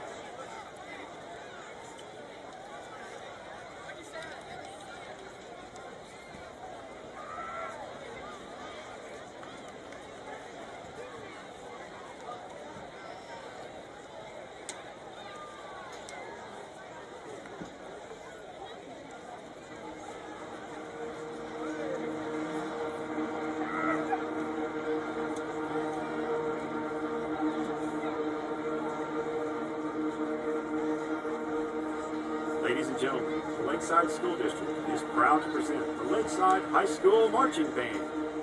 This year's show is titled Beautiful. Musical selections include Simple Gifts, That's What Makes You Beautiful, Just the Way You Are, and Shut Up and Dance. Featured soloists this evening will be Carmen McCrane, Cameron Porter, Alexander Macarena Rios, Mason Mato, and Brian Gopal. The band is under the field direction of drum majors Madison Kingsmill, David Orm, and Cadence Clark. And now, ladies and gentlemen, for your halftime entertainment, the Show Band of Lakeside.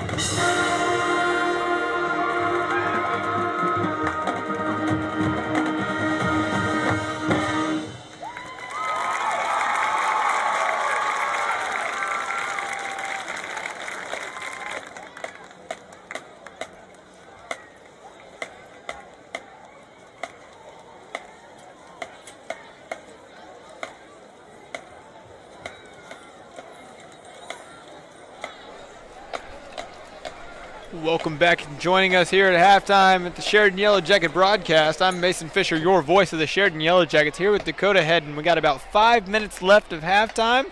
What do you think we're hearing in the locker room right now? What we're hearing in the locker room right now, sorry, let me get my mic adjusted. What we're hearing in the locker room right now is, guys, it's about how you respond. Doesn't matter what happened in the first half, that's over, you can't do anything about it. It's about how you respond in the second half. You've got to come out here in your mind with the score being 0-0, and we're probably going to see an onside kick here out of halftime. Need to recover that. I would say that they are due for one and need to go score. Yeah. And I think it's all about how you respond. I think that's the message. Well, and we've talked a lot about momentum here tonight, and I think that momentum plays a huge role in a football game. I think that if Sheridan comes out here and gets an onside kick recovery, that's going to switch a lot of the momentum. We saw it last week with Whitehall. The second they got an onside kick recovery, it changed the momentum of the entire game, and Sheridan never looked back. So I'd love to see that coming back out here. I think Coach Kelly is telling them, you've got to keep your head up. There's no reason to back down or to be worried. You just have to come out here and play a phenomenal half of football. You proved last week you can do it. It's time to do it. Yep. Mason, good point there about momentum. We're over here trying to keep stats, but you cannot measure momentum. It's something that you feel. It's something that Lakeside has had for the end of the first half, and it's something that we need to recapture right out of the gate. Yeah, speaking of stats, let's go ahead and jump. Can you give me some close-ups? I want to hear something about Dax and a little bit about Zay and what they've kind of got to bring so far. Right. Well, in the first half, I am showing Dax 16 of 31 for 130 yards, 1 touchdown, 1 interception. Has been sacked a couple times for negative 14 yards. And then moving over to Zay, looks like 12 rushes for 108 yards, and then 4 catches for 33 yards. So Zay's touched the ball 16 times in the first half.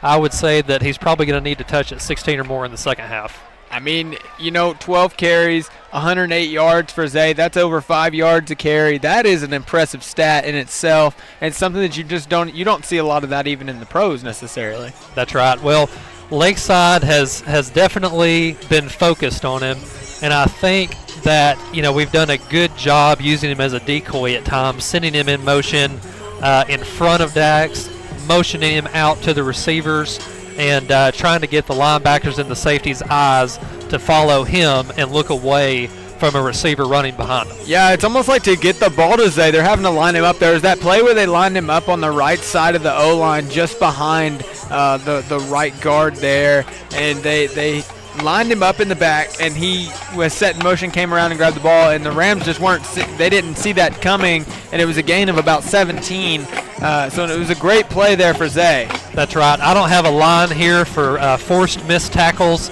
but the number is probably approaching 10. Oh, yeah, absolutely. That's something, I talked a little bit about field vision for him. It's just amazing the way he can see the players coming at him. He can stop on a dime. He can make them fly right by. He's a phenomenal player. Yep. Whenever Zay gets the ball, it's almost like things are moving in slow motion around him, and he's able to react very quickly. You saw that on the play that you were just talking about, making 3 consecutive guys miss. Yeah, absolutely. Like I said, he literally will just stop, change the way he's running, and it throws everybody off. And it's such an athleticism thing. Well, and Mason, we talked about their tent over there during the game. They're going to try and make adjustments right away, right? Well, they've had about 30 minutes at halftime to make some more detailed adjustments. Change their strategy a little bit, change their game plan, and I've got full faith that they're going to come out here and find some things that are working that Lakeside is giving them. Absolutely. We got the Sheridan YellowJackets coming back onto the field. We're going to take a quick break to thank our sponsors as we come back into the second half.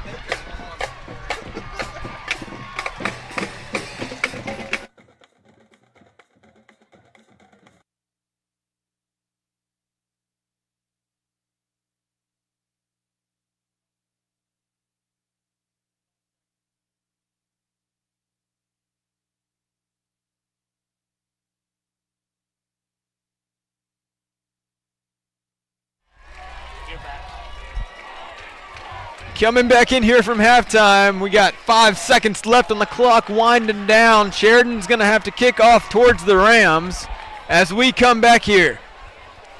Jackets are finishing up their field entrance. Why don't we take this moment, Dakota, tell us a little bit about People's Bank. Yeah, thanks, Mason. I work at People's Bank as a loan officer. I've worked there for a little over 5 years now.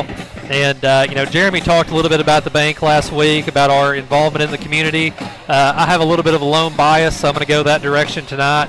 Yeah, Arkansas Business named us a top 5 business lender in the state of Arkansas out of about 90 banks.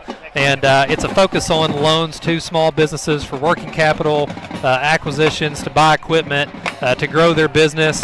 And there's nothing more that we love than putting our capital in the hands of world-class operators across our state to support our local economies. So that's something that we're very focused on, and we would love to work with more small business customers, and we're very appreciative to all the ones across the state that we work with now.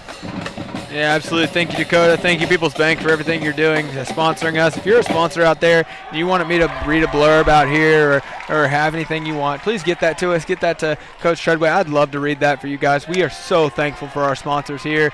And if you want to be a part of this and you want that, just reach out to me, reach out to Coach Treadway. We'd love to make that happen for you. That's right. Yeah. Please contact us in advance, and we would love to talk about your business on the broadcast. The funds are benefiting the football program and just helping this broadcast go. There's been some generous, local businesses that have really supported this out of the gates, and I think that the demand for airtime is going to continue to grow. We would love to talk about your business. Yeah, last week we had over 1,500 people watching the broadcast at all time. Right. So that's awesome. We thank you guys so much, and it's just so phenomenal for the first game coming out here to get numbers like that. It really warmed my heart. I wasn't quite expecting it, and just so happy to be out here again tonight. And again, we'd love your help, and we really want to see this be able to take off and see something Sheridan can do this for years. Right, and to piggyback off of that, Mason mentioned the 1,500 viewers during the game. I checked the video earlier today, and the total views were up over 9,100. Wow. I didn't know if you know that. No, I would have said that number rather than 15. 9,100 people. Thank you, guys. We are looking forward to some Sheridan football coming back. We got 12 minutes on the clock here for the third quarter. Referees are bunched up at midfield, and the Lakeside Rams are getting ready to field an onside kick. Sheridan's going to make their way back onto the field for the first time this half. Going to be Andrew lining up for the onside kick. Kicking off for the Yellow Jackets, number 7, Andrew Mitchell. All right, here we go. We got Andrew Mitchell for the kickoff for Sheridan. More football is underway. Here we go, Mason. Andrew hitting a little helicopter spin. Got players jumping everywhere. Ball is still loose. Looks like it might have got knocked out of bounds there. Yep, it did go out of bounds. Yep, we had a chance at it. The ball in no man's land, couldn't quite get to it before it went out of bounds. I think a Sheridan player dove on it, and that knocked it out of bounds, is what it looked like. Well, yeah, really good kick from the kicker. I mean, gave us a good shot to recover there. Absolutely. You could see several Rams players coming and just trying to put a body on a Yellow Jacket, and it just kind of it worked out for them in a sense that it went out of bounds, and Sheridan's just got to get a defensive stop right here on the first drive. Rams coming back. Got Wilcott in the backfield. That's going to be Almond. Looks like they're making a check. 84 is going out wide, stacked right behind 18. The Rams see something they like. It's going to be a handoff to Almond up the middle. He's going to get hit, and he's still going to get several yards after that. Almond running, finding some room to the 20, 10, 5. Touchdown, Lakeside Rams. One play, touchdown drive for the Rams coming back from halftime. Mason, that was a great run. We've got a replay here. Stiff arm the guy into the ground, cut inside. 44 has got deceiving speed. You can see there's 3 guys there he outruns, and then we give him a little bit of a boost there into the end zone. 44 is a really talented player. Absolutely. We talked a lot about their 4 rushing touchdowns last week, and I'm starting to see why and the talent that this guy has to bring to the team. Yeah, pretty good play design. Not the first time that they've done that, where they've motioned a receiver, created more space on the field just to hand the ball off inside. Onside kick is up, and it is good. I think I just said onside kick. I definitely meant to say extra point attempt. We know what you mean. It happens. Rams are going to come off the field. Sheridan's going to go back out to receive a kick. It's going to be 11:48 left to go in the third quarter. 49-20, Lakeside leading. And Sheridan is going to have to pick it up right here. Well, not what you wanted to see coming out of halftime. I think that's our third one-play score for the Rams. Got to shut that down. Absolutely. You know, Sheridan had a lockdown rushing defense last week, and it you know, you got to avoid letting them get big takeaway plays like that. So, got to step up here. I noticed that Zay Stevens is not back to receive a kick, so to give us maybe a chance to return it, as they're not going to try and, you know, figure out where to kick it. Yeah, it looks like he's standing beside Coach Kelly on the sideline. Wonder if they're talking about first play out of the gate. Yeah, probably, and talking about what to do with the ball. Kick is up, going towards Mullins. It's going to be back into the end zone for a touchback. Sheridan's going to have the ball at the 20-yard line. Yeah, good job by Parker Mullins to just let that ball go into the end zone. I can tell you that I got in trouble as a kick returner in high school for trying to catch one of those over my shoulder, and yeah, Coach Campbell did not like that. Yeah, that would be a tough one to try and catch there. I'm glad that he let that one go. Got a Sheridan offense that's got to work their way up the field, looking for an 80-yard drive. You know that they are trying to find their friend in the end zone here. That's right. Dax in the back. Got Zay beside him. Hands off to Zay. Zay looking for room. Going to be stopped at the line of scrimmage. No gain on the play. And that was a handoff to Zay Stevens, number 36, Doak Douglas on the Yep, stop. Zay trying to make something happen. Nothing really available there. No pickup on the play. 2nd and 10 for the YellowJackets. 2nd down and 10 for the YellowJackets. We've got trips left, and we've got Peyton Sterrett down at the bottom of the screen here. Yep, looks like he's maybe one-on-one. We'll see if they drop the backer into coverage. Nope, backer's coming. Play action pass, looking left, finding a guy, and it's just barely out of the hands of J.P. Black there on the left-hand side of the field. J.P. Black. That is going to bring up 3rd down and 10 for Sheridan. Yep, just a bit outside there, just out of the outstretched arms. Got to lock in here. You know, when you're down 29, you know, we've been going for it on 4th down already. When you're down 29, you know, probably, you know, definitely going to keep, you know, going for it on 4th down. Got to set yourself up here on 3rd down to have success on 4th down. That's right. Here we go. We got 3rd and 10. Snap is back to Dax. Going to be a quick pass to Zay. Zay looking for some room. Found it. Goes towards the middle of the field, finding more room. Yards after contact was at least 8 right there. He's going to get it up to the 40-yard line, it looked like, with forward progress. Yep. Zay said weight room. Yeah, screen out there to the left. Whoop. Cut inside. Little shake and bake. Drag a guy 5 yards. Man, that's a highlight reel play from Zay right there. Got Eli Turner in just to the right of Dax, so that means, yeah, so Zay Stevens has stepped off the field for a second. Going to be a little pitch to Eli Turner. Got 2 guys. Eli, boom, over the shoulder. Flag in the backfield there.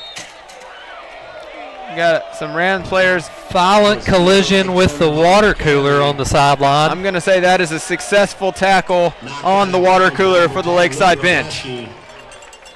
Not sure if you guys could see that, but the play went so far out of bounds that it knocked over the water cooler, and the track is underwater yet again tonight. An injury to the water cow. You could hear the announcer of the stadium say there's an injury to the water cow. We'll see what that flag was. They're going to march Sheridan back. Got some holding on the offense here. 10 yards back. So 30-yard line, 1st and 20 for the Jackets. 30-yard line. This is not the first time they've seen 1st and 20 tonight. They have capitalized on it a few times, so we'll see what they bring. We got twin sets. Eli Turner in the backfield with Dax. Dax looking to throw. Trying to find some room. He's going to get wrapped up by two different Rams there.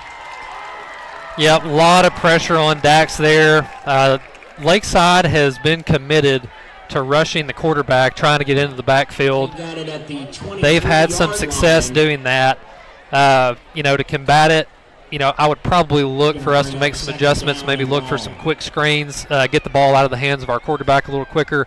You can see Dax battling through some pain right there, limping. That's a little bit of a stinger on the leg. He got hit pretty good, and then he definitely had some words thrown at him after that play by the Rams. So hopefully he can work that out and get back after this. We got a flag down on the field. And we got another flag on the play. This has been the story of the night with the penalties. It looks like it's going to be a delay of game on Sheridan, another 5 yards back. Sheridan's got to make it to the 50-yard line to get a first down, and we are back at the 18. Yep. 32 yards needed here. Got to go forward. This has definitely been the story of the night, and penalties have played a big, big role in the Jackets tonight. Snaps back. Dax looking right, finding that was Wiley DePriest who gets knocked out of bounds there. Takes a big hit. Yeah. Pressure on Dax again, steps up in the pocket, keeps his eyes downfield, delivers a strike to DePriest. Good catch there on the sideline. Yeah, we had a short gain there for Sheridan this time. The ball brought out to about the 26-yard line, it looks like. Got 5 receivers out wide. 3rd down and 23 to go here.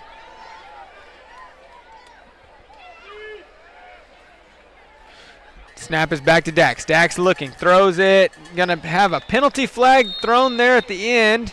It looks like it's going to be holding on Sheridan. Yep, trying to go down the field and attack the middle of the field. Holding on the play, going in reverse. They are. They're going to back up another 10 yards here. They actually declined the penalty, so it's going to be 4th down. 4th and 24. 4th down and long for the YellowJackets. 4th and 24 for the Jackets. We've seen Dax make this throw before. We know he can do it. Yep, need a big play here. Need a big play. Coach Kelly's got a playbook full of them. We'll see if they can execute it. Yeah, this is a big play for the Jackets. We got 8:32 left in the 3rd quarter. 29-point deficit. Dax in the back with Eli Turner on his right. Going to be a punt this time. Nobody saw that coming. Nobody's going to touch it. The Sheridan player is going to let it bounce before running down there. That's J.P. Black to pick up the ball.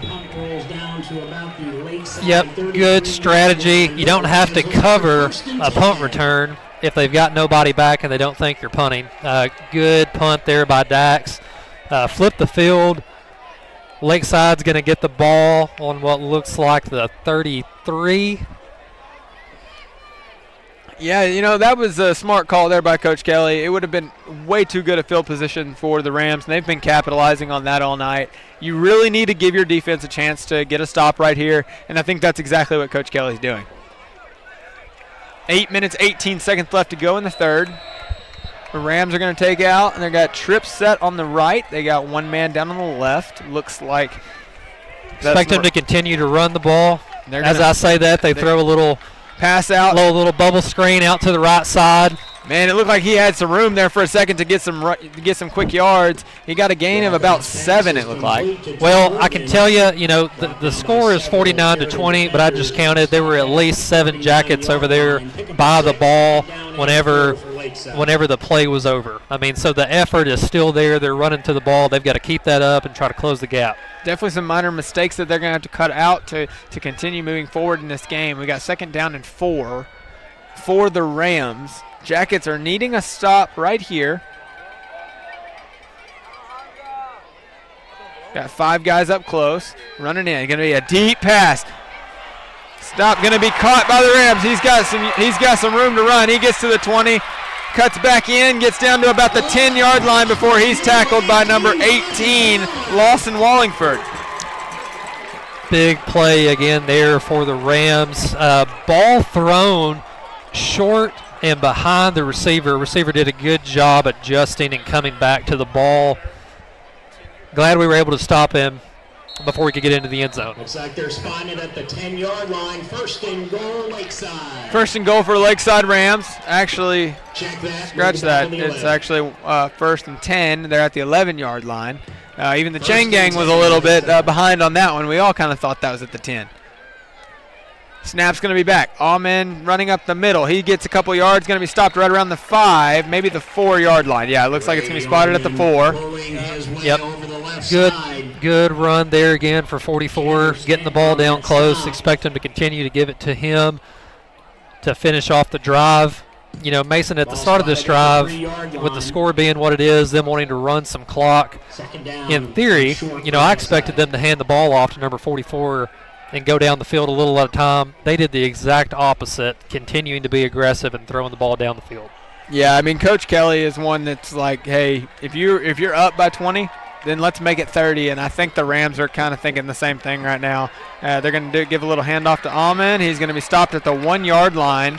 He had about 8 or 9 Yellow Jackets right there at him. Actually, it was 9 right there at him. But that is going to be a first down, I believe. Yep, first down there, first and goal from the 1.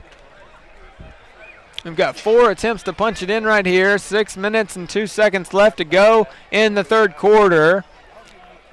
Yep, opportunity for a goal line stand here. Yeah, I mean, this is big for the Jackets. You know, they could, you know, we saw them down on the 1-yard line last week, and they forced a fumble right here. So you never know what's going to happen. Handoff to Oman, and he gets stopped. He's short. He stopped short. He didn't even get close to the line of scrimmage, really. Nope. No gain on the play. Great job, Yellow Jacket defense. They are not giving up.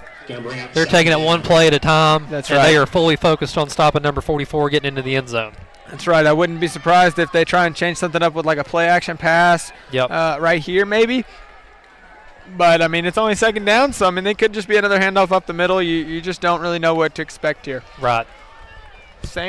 Similar formation here. Yeah, they're in the shotgun. Looks like a kind of a bunch set over on the left side. Handoff again to 44. He's going to be stopped yet again they hit him at the in the 1-yard line. No gain on the play. This is a strong stand from this Yellow Jacket defense. You know, I know that they practice this. I know they prepare for this. This is pretty phenomenal to watch them stand up and stop them right there twice in a row. Yep. Got to do it at least one more time. Yep. This is man on man. Beat the guy in front of you. That's right. And then you wonder, do they try and punch it in, or will they try and go for a field goal? Let's just face this one play and see what happens here on 3rd and 1 for goal. Yep, that play action that you were talking about. I don't know if they try that here. Lakeside's going to have to take a timeout right here. They're just trying to run the clock down a little bit. Well, hey, the Yellow Jacket defense is making them think about it. Yeah, absolutely. I mean, take this time, think about it. We're going to take this time. We're going to send it over to our sponsors. We want to thank First Trust Home Loans for this one. Has been serving the market since 1979 as a custom manufacturer of fluid power components. We are a leading manufacturer of custom welded hydraulic cylinders in the United States, and we maintain our place as a leader in the industry by providing cost-effective, quality products and efficient services.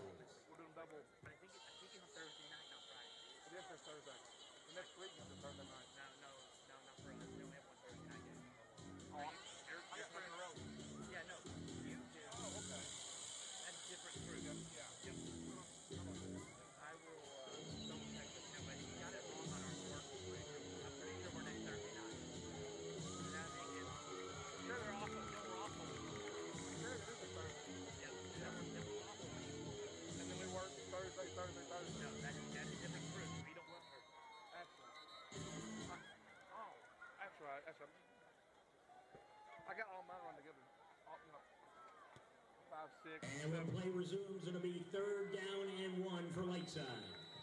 I've got one schedule. All my days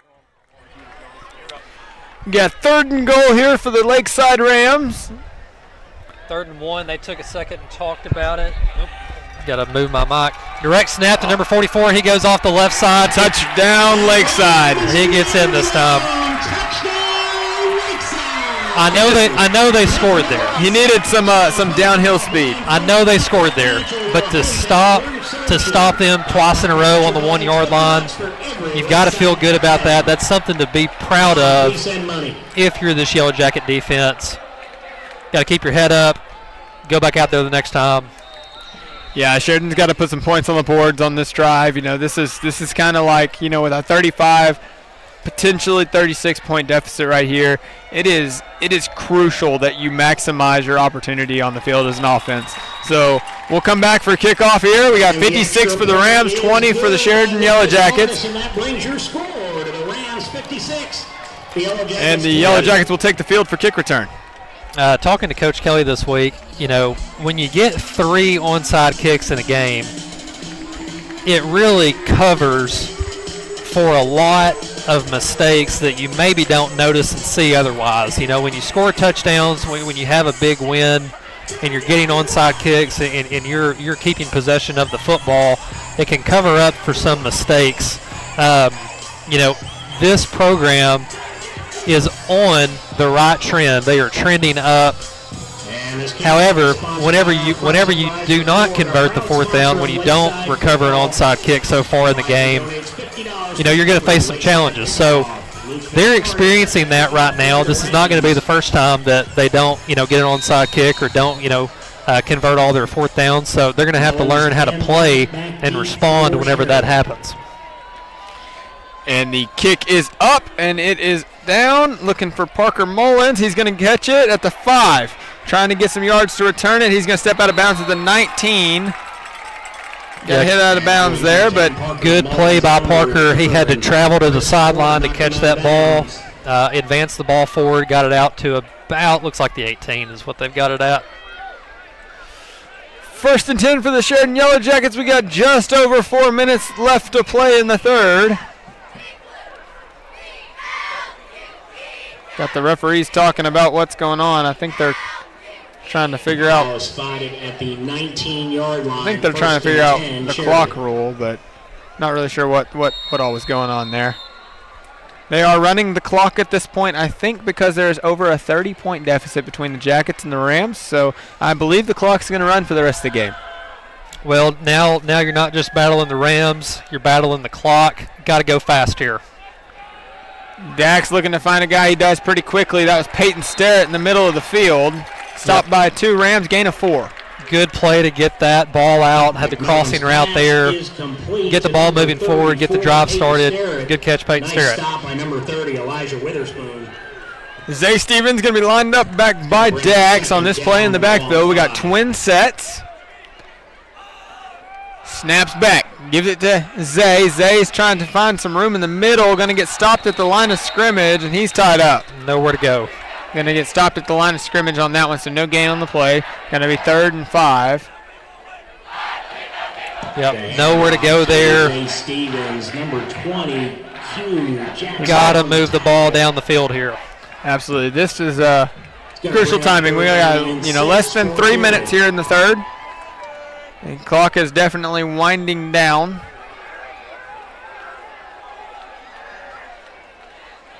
Handoff to Zay. He's going to get wrapped up at the line of scrimmage yet again.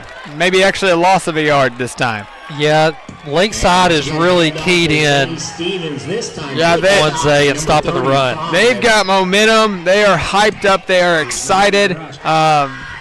They are really wanting to start this season 2-0. And the Jackets are stopped here. It's 4th and 6. Brings up 4th down for Sheridan. We got twin receivers stacked to the right. Zay in close to the left. Need a big play here. Back. He's fading left, looking for a guy downfield. That's Wiley DePriest for the catch. 4th down conversion, and we're going to move the chains. Huge play there. We're going to show the replay here. You might recognize this play. They tried this same play for a 4th down conversion earlier, weren't able to throw and catch it. This time they execute it to perfection and move the chains. Absolutely. The ball's going to be spotted at the 48-yard line. Jackets have needed an offensive drive that looked like that for a few different times here now. Snap is back to Dax. Eli Turner going out, getting the ball on the left-hand side, going to be wrapped up immediately whenever he touches the ball. It's going to be a loss of about 3 on this play. Yep, Lakeside is staying close to the line of scrimmage and running hard to get in the backfield. You know, anything close and lateral right now, Lakeside has been all over it. Yeah, they're not letting the Jackets do anything behind the line of scrimmage. It's all forward plays that the Jackets are having to do. So wouldn't be surprised if we see some more passing offense here.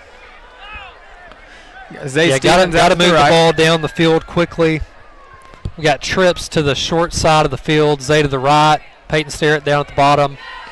Dax looking to throw. Finds a guy wide open. That's Wiley DePriest. Wiley DePriest to the 20, the 10, the 5. Touchdown, Sheridan YellowJackets. Much needed touchdown for the Jackets. The clock is going to continue to run. Yep, you can see Dax standing back there, tall, calm in the pocket, finds his cousin down the field. And you can see DePriest look back a little bit here and really tuck that ball in. He did not want a defender to sneak up behind him and try to punch that ball out before he could get in the end zone. Absolutely, 2-point conversion here with 16 seconds left on a said 2-point conversion. It's an extra point attempt here for Preston Herr, trying to run up some points. We got 56-26, looking to make that 27. Preston Herr, kick is up, kick is good. YellowJackets 27, Rams 56. Preston Herr's. That's going to bring us to the end of the 3rd quarter. We're going to take this opportunity to thank our sponsors. We want to thank Platinum Roofing.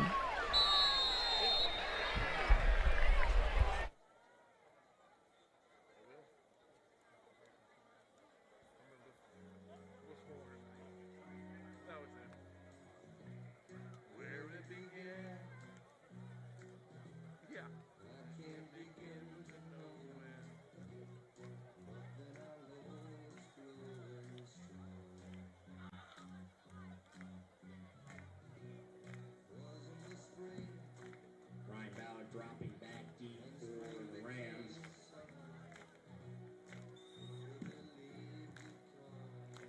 And that is the end of 3 quarters of play. With your score, the Rams 56, YellowJackets 27. Welcome back to the Sheridan YellowJacket broadcast. We got 1 quarter of football left to play with a 29-point deficit. Lakeside Rams 56 and your Sheridan YellowJackets 27. Lining up for the kick is Preston Herr. Mason, they went down the field in 3 minutes and scored a much-needed touchdown there. Big 4th down conversion, the same play we talked about earlier. They executed it this time. Next play, touchdown. Let's see if they can get this onside kick. This would be huge for the Jackets. It's actually going to be a full kickoff here. Ballard's going to get it at about the 18, going to try and get some yards. He is going to be stopped pretty quickly there by the Jackets. Ryan Ballard, of course, Braxton Fox there for the tackle. No surprise there. Ball's going to be spotted at about the 28-yard line. Mason, they keep us on our toes, don't they? Oh, yeah. Every time we think they're going to do something, it's the absolute opposite, and that's exactly what Coach Kelly's all about. That's right. That's right. Keeps it fun. Absolutely. It makes it nearly impossible to commentate because you can't predict it. But yeah, we can say what happened. It's hard to say what's going to happen. That's right. Absolutely. Absolutely. Looks like we got all the same starters back in for the Rams. 29-point deficit running clock. They are in no hurry to snap the ball. We got 8 seconds left on the play clock as they approach the line of scrimmage. Yep, and you can't see the play clock on your screen. Looks like it's going to be... But they have full intention with the clock running to let that play clock drop all the way down before every snap. Got a little too cute there and had to burn a timeout. Yeah, and while they're burning a timeout, we're going to take this opportunity to thank our sponsors. We want to thank Lunsford and Associates.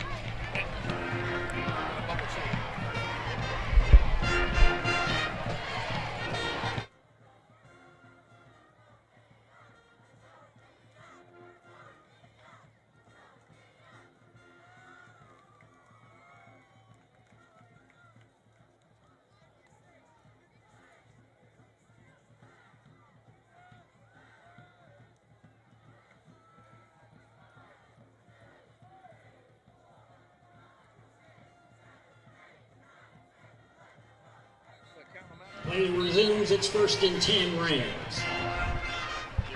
Coming back out, we got Lakeside Rams 1st and 10 football. Yep. Now, last time we thought they were going to run the ball, and I was wrong. I bet you they run the ball this time. I'm sticking to it. They're either going to run it or they're going to pass it. I can pretty much guarantee that. Well, Mason, I think you've got it figured out. Or it's going to be a penalty, and we're both going to be wrong yet again. Yep. It was the third option. Always. There's always an option in there we're not saying. It's going to be a neutral zone infraction there by the defense that time. It's going to be a 5-yard penalty. 1st and 5 for the Lakeside Rams. 10 minutes, 21 seconds left, and the clock is winding. It's hard to beat a clock when it's winding. You know, you finally get a drive that gives you a little bit of momentum, and you're fighting a clock. Well, you know, the score, you know, we're 29 points behind, not 30. I wish we could get an emergency stop on the clock to help us out a little bit, but you know, this is the bed that we've made. We've got to deal with it, and we've got to fight this clock. Need to get Lakeside off the field on this set of down and distance. Didn't do ourselves any favor jumping off sides there on 1st down. Really need to force a punt as quickly as possible. 2nd down and 1 here for the Rams. Trying to get that play call. Going to be 2nd and short for the Rams. Jackets are waiting to see the offensive formation here, and now they're taking their spots on the field. Brady Dillon in at linebacker there. Yeah, a lot of guys in tight. Yeah, loaded box here. No safety in the middle of the field. We're coming downhill trying to stop the run. Snaps back. He's going to take a hit pretty close to the line of scrimmage, but still going to get a gain of about 4. Yep. Kept the legs turning. Was able to push through some tackles. Big 1st down for the Rams. That's exactly what they needed. We've got to get them off the field here. Need to get them to punt in this set of down and distance. Absolutely. Trying to keep them on their side of the field is pretty crucial here. Loving how Sheridan's not batting an eye, not giving up, and they're going to the very end. Play clock winding down past 9 seconds now. Yep, they're gonna let it tick down inside 4 seconds. And they before they snap the ball. Get another stopped run play right at the line of scrimmage. We were ready for it. That was number 4, Diaz, with the carry there, and he got stopped at the line of scrimmage. They've pulled Omen out of the game. I see him sitting on the bench. I think he's done for the night. Just trying to get a breather. He's had a phenomenal night. Big shout out to him. What a great, phenomenal high school football player he is. Yep. And so Omen, it's spelled O-H-M-A-N, could be otherwise said as O-Man. He's had a really good day. He's had a really good game tonight, stacked on top of one from last week. I think he's going to have a good season. That's Wilcott looking deep, finds a man just over his head. That pass is incomplete, exactly what Sheridan needed. Clock's going to keep winding. It's going to be 3rd and 10. Clock's going to keep ticking. You know, you would like to see the clock stop there and have a 3rd down with the clock sitting still. Unfortunately, not the case this time. Lakeside saw us load the box and not have anyone deep, and they tried to take advantage of that. Yeah, it didn't really work out for them there. 3rd and 10 for the Rams, not something they've seen a whole lot tonight. So looking forward to what this defensive drive can bring for the Jackets. Yep, 3rd and 10 here. Really need a stop. You know, I'm counting 1, 2, 3, 4, 5, 6, 7, 8 Yellow Jackets in the box. It's going to be a run. He's going to get hit behind the line of scrimmage. Still going to get a gain of about 4. And Britton Diaz on the carry over the left 6 side. minutes, 55 seconds left to go in the game here. Yep, just like the rest of the game, you've got several Yellow Jackets over there making the tackle. They got to keep that effort up.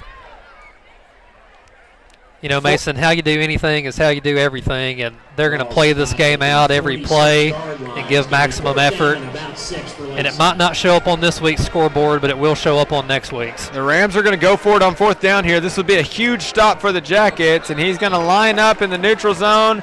It's going to be 4th and 1 for the Rams. Yeah, jumped off sides there. Got to stay disciplined. Our guy was just anxious to make a play. He wanted to stop him on 4th down. This is going to change things up for the Rams right here. It's going to be 4th and 1 as opposed to 4th and 6, which is it's doable. Yet we saw last drive for the Rams, Sheridan stopped them at the 1 yard line twice in a row. So we know that the Jackets can do it. It's just a matter of they've got to capitalize on this opportunity and force this turnover on bounds. 4th down and 1. 4th down and 1 in Sheridan territory. Got another penalty flag. We got a delay of game on the offense, so they're going to back it back up 4th and 6. Got too cute again, trying to let the clock tick down. Actually, they are saying that they called a timeout. They are calling a timeout. It's going to be a timeout on the Rams. We're going to take this moment to thank our sponsors. I want to send it over. Thank you, Alan Gayton panel.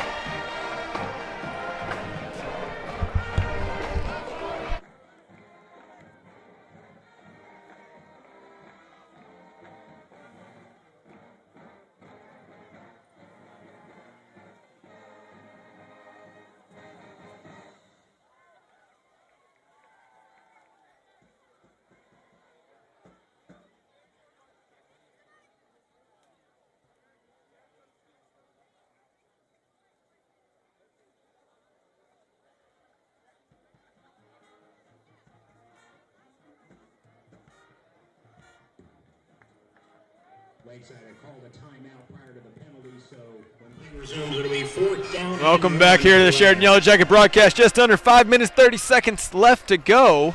Sheridan just jumped off sides there, and I think they jumped off sides. Ball was moved up. We got 4th and 1 here. 4th and 1, gotta stop him here.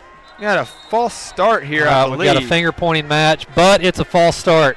Yeah, anytime the offense jumps and the defense doesn't touch them, it's going to be a false start. Mason, we've seen a lot of yellow flags hit the field tonight. Yeah, I mean this is far more penalties than I've seen in high school football in a long time. 4th down and 6 for the All right, 4th and 6. Need to get a stop here. Under 5 minutes left to go. Here's Sheridan's chance to get a 4th down stop, bringing the pressure. We didn't go for the hard count this time. They tried to draw us off sides, give us a hard count, change the formation. Looks like they're going to punt it here. They are going to punt it. That punt's going to go back. It's going to land at about the 20. And they're going to try and let it bounce, and it's going to fly out of bounds at about the 11-yard line. Sheridan's got a long way to go here. You might have noticed we almost got a hand on that football. We almost blocked that punt. I was kind of shocked the ball kept going. I thought we hit it. And then, I just watched it kind of keep going. I was like, oh, man. Well, Mason, clock is about to be at 4 minutes left in the game. That is plenty of time for this offense to end the game on a good note going into next week. Score a touchdown here. Have a little bit more success to carry over into next week. Absolutely, and something I like about the Jackets, they're not going to give up even though there's 4 minutes and a winding clock. They're going to come out, and they're going to try and score. We got Brady Dillon at quarterback. We got Trips Wright and Peyton Starrett up at the bottom of your screen here. Yep, Dax has been hit a bunch tonight. Get Brady in there, get him some reps, give him a chance to go down the field and score. Oh, big hit there. Low ball, big hit on our receiver. Yeah, that was J.P. Black there as the receiver. Man, popped right back up. All these guys, they've been hit hard tonight. They popped right back up, showed a lot of toughness. Yeah, we got just under 3.5 minutes to play. 2nd and 10 for Sheridan. Brady Dillon and Eli Turner in the backfield. We got twin sets on the right and left.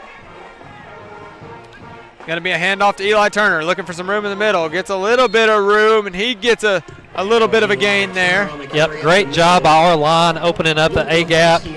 77, Ethan Cowden had a nice pancake block there. He was climbing up off of the defender that he put into the dirt. Great job there to finish the run. That's something Sheridan definitely has to brag about this year is their offensive line. And those guys have show up and they just dominate. They open up holes and they just do a phenomenal job. 5 receivers. Get it back to Dillon. Dillon looking to throw. Scrambling. Finds a man. That's Parker Mullins still looking to do some work with it. Way to keep your feet, Parker. And I say it's going to be a fumble. They might have said the ground caused that one. I think he was down. We'll see what the refs say. It looks like they're moving it up to the 48. No, I think they're trying to figure it out still. Nope, they're gonna say he was down by contact. Yeah, great play there. Great play there from Mullins. Kept his balance. Looked like he was about to fall to the ground. Did not though. Fake the Lakeside defense out. Yeah, 1st and 10 here for the Jackets. Big gain there. Great catch there by Parker Mullins. Got about 1:45 left. Trying to go down the field. Finds a man right. That's Peyton Sterrett. Trying to strip the ball rather than tackle him, so he gets a couple extra yards there. That's going to be a gain of 9 for Peyton Sterrett. Yep, big play there. Peyton Sterrett's made plays all night. Continues to make tough catches and grind for yards after catch. They move over into Lakeside Ram territory. It's going to be 2nd and 1, under a minute and a half. You can hear the Lakeside Rams students chanting as the clock is winding down in this game. Going to be a handoff to Eli Turner. Tries to find some room on the right. Going to get stopped before the line of scrimmage. Yeah, it looks like they grabbed his leg as soon as he tried to bounce it outside. That was a great That's the only play. way that you can tackle Eli. You got to go low.